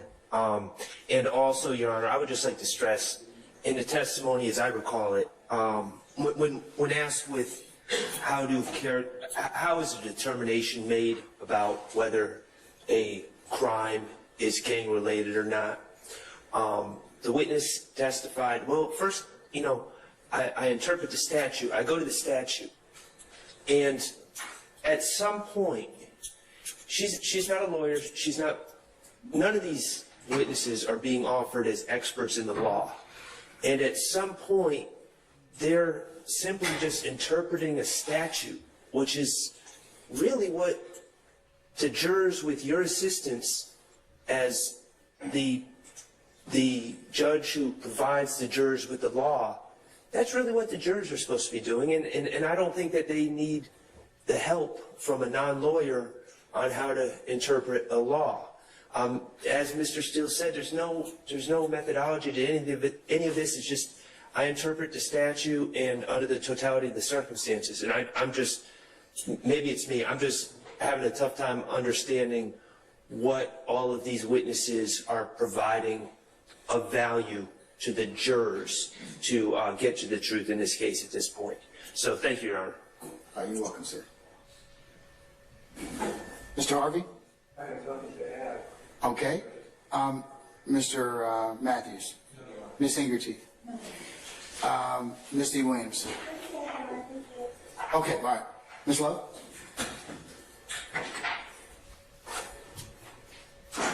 Thank you, Your Honor. My response regarding the confrontation clause is similar to that response that I gave with respect to Investigator Dennis. At no point is the state seeking to base Investigator Underwood's expertise on something that she got from she talks about effort to corroborate as qualifying as an expert witness on the basis of the confrontation clause. With respect to her historical background with respect to juveniles. All right, I'm gonna let this play and we're gonna keep it rolling. But Chadiggy, if you could please do me a big favor. I know I don't usually ask y'all to do me favors, but if you can you grab a sustained overrule link for her live, because I don't think she allows for the crossover thing. So I want to cross over to her channel if she's still live. Can you please send her a link so we could drop it in the chat so we could raid? I never sent a raid to nobody because everybody be done by the time I'm done. But if you can, drop the link so we can raid her channel and see what they got going on over there. But I'll keep this playing until we get that going. Appreciate y'all, family. Hit the like, hit the subscribe, tap in, share with a friend. I appreciate y'all if y'all help me go over there and do a FOG's raid up and Sustain Overruled channel. Show her some love. Appreciate y'all, family. And the ways in which they are sort of led towards being involved with criminal street gangs. At no time will we attempt to elicit cumulative testimony from the witnesses, and if we do, we would ask and we would put forth that that is the proper time to object, and we will abide by whatever rulings that the court makes as it relates to specific testimony being cumulative. But we would ask that based on Investigator Underwood's qualifications, her training, her experience, and her background, that the court qualify her as a witness in criminal street gangs, Atlanta criminal street gang trends, cultures, practices, the YSL criminal street gang, and the Rock Crew criminal street gang. All right. Can I see the exhibit, Christina? What up, Jamie D? I see you. All right. The court has considered the testimony of Investigator Kimberly Underwood as appreciate you, Cron.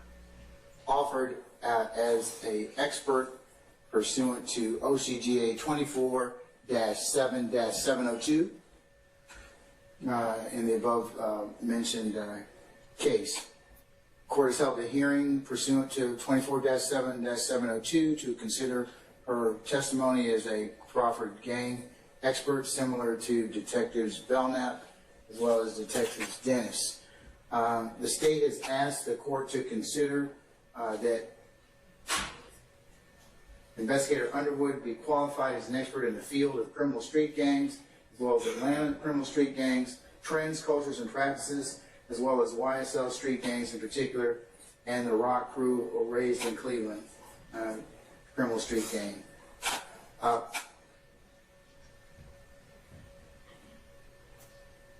testimony that the court has considered demonstrates that three court and this of her lives invest her years the methodology that she spoke of or testified to sufficiently. My bad, I had to fast forward because you know he went through 100,000 case laws that he went and found to get Dennis and what's her name, that other Underwood up in there.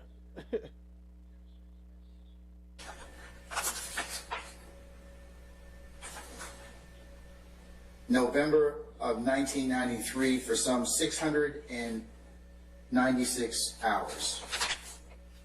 And actually, over the course of her 31 years, she has a total number of 2,110 hours of training and education.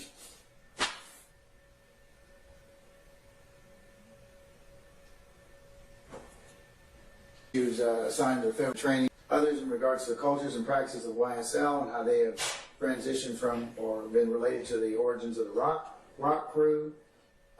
She is familiar, she testified in 2015 about the war between YSL and YFN, among others. And for the above described testimony that the court has just chronicled for purposes. Well, we know what he gonna say. Let me go ahead and start doing my shout outs. Appreciate you, Chad Diggy. First of all, you know, I don't like to ask for nothing because you already do so much, but I appreciate you doing that for me. And I appreciate y'all if y'all ride over there with me and do this FOG's raid. Let's hit up the raid and show Outstaying Overruled some love. There's the link up there. Let me do a roll call on our way out. Shout out to Prentice Jones, appreciate you. Cha Diggy, No One, Mod Ties, appreciate y'all, family. Shout out to FFS. Shout out to Jamie D. Shout out to Chada Scottum. Shout out to Chrontonic Limitless. Appreciate you, family. That's my bro right there. Let's see, who else do I see? Shout out to Cynthia Torp. Shout out to Miss D. Chan My Black is Golden, of course. NJB Nene. Andrea. Cat Knot Williams, appreciate you. Appreciate the ones who donated and supported. Shout out to Cat Knot Williams and all the ones that gifted. Survivor Speaks, Jerome Street. Appreciate y'all, family. Tack Clouds, appreciate you for gifting. April O'Neill's baby daddy. Joni 4. Appreciate all y'all, family. I'm gonna play this little outro and let's go ahead and head over there. Y'all, we got the link at the bottom. Let's go ahead and raid Sustain Overrule. Appreciate y'all, family. We up out of here. I'm gonna let it play till we up out of here. Let's go.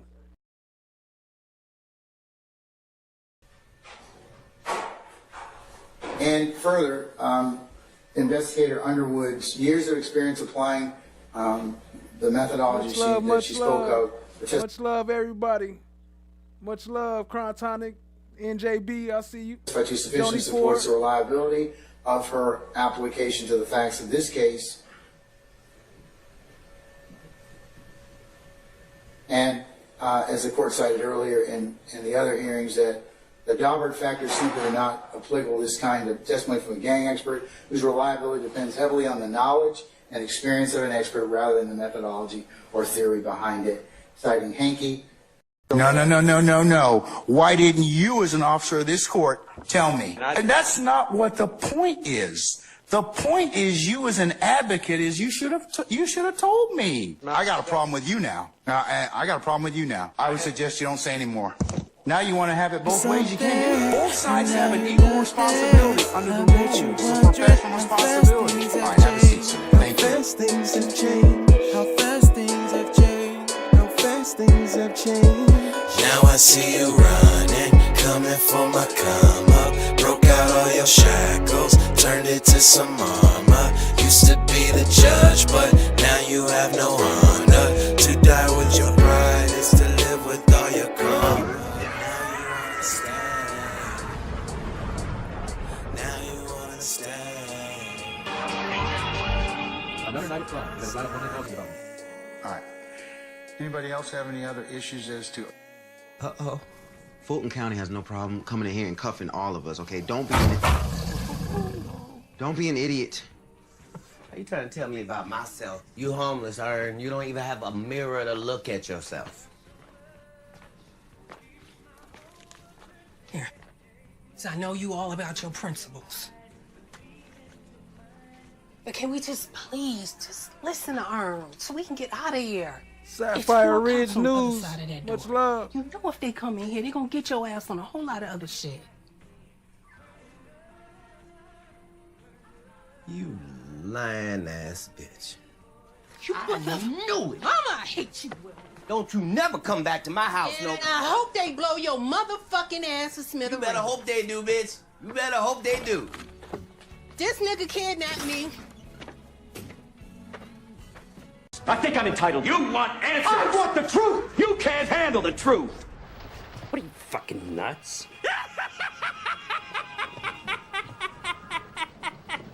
You thought... you just... Oh.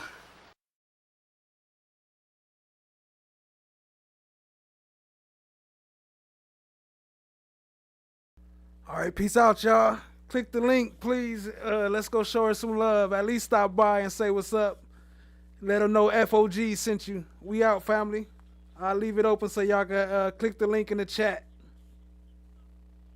Peace out.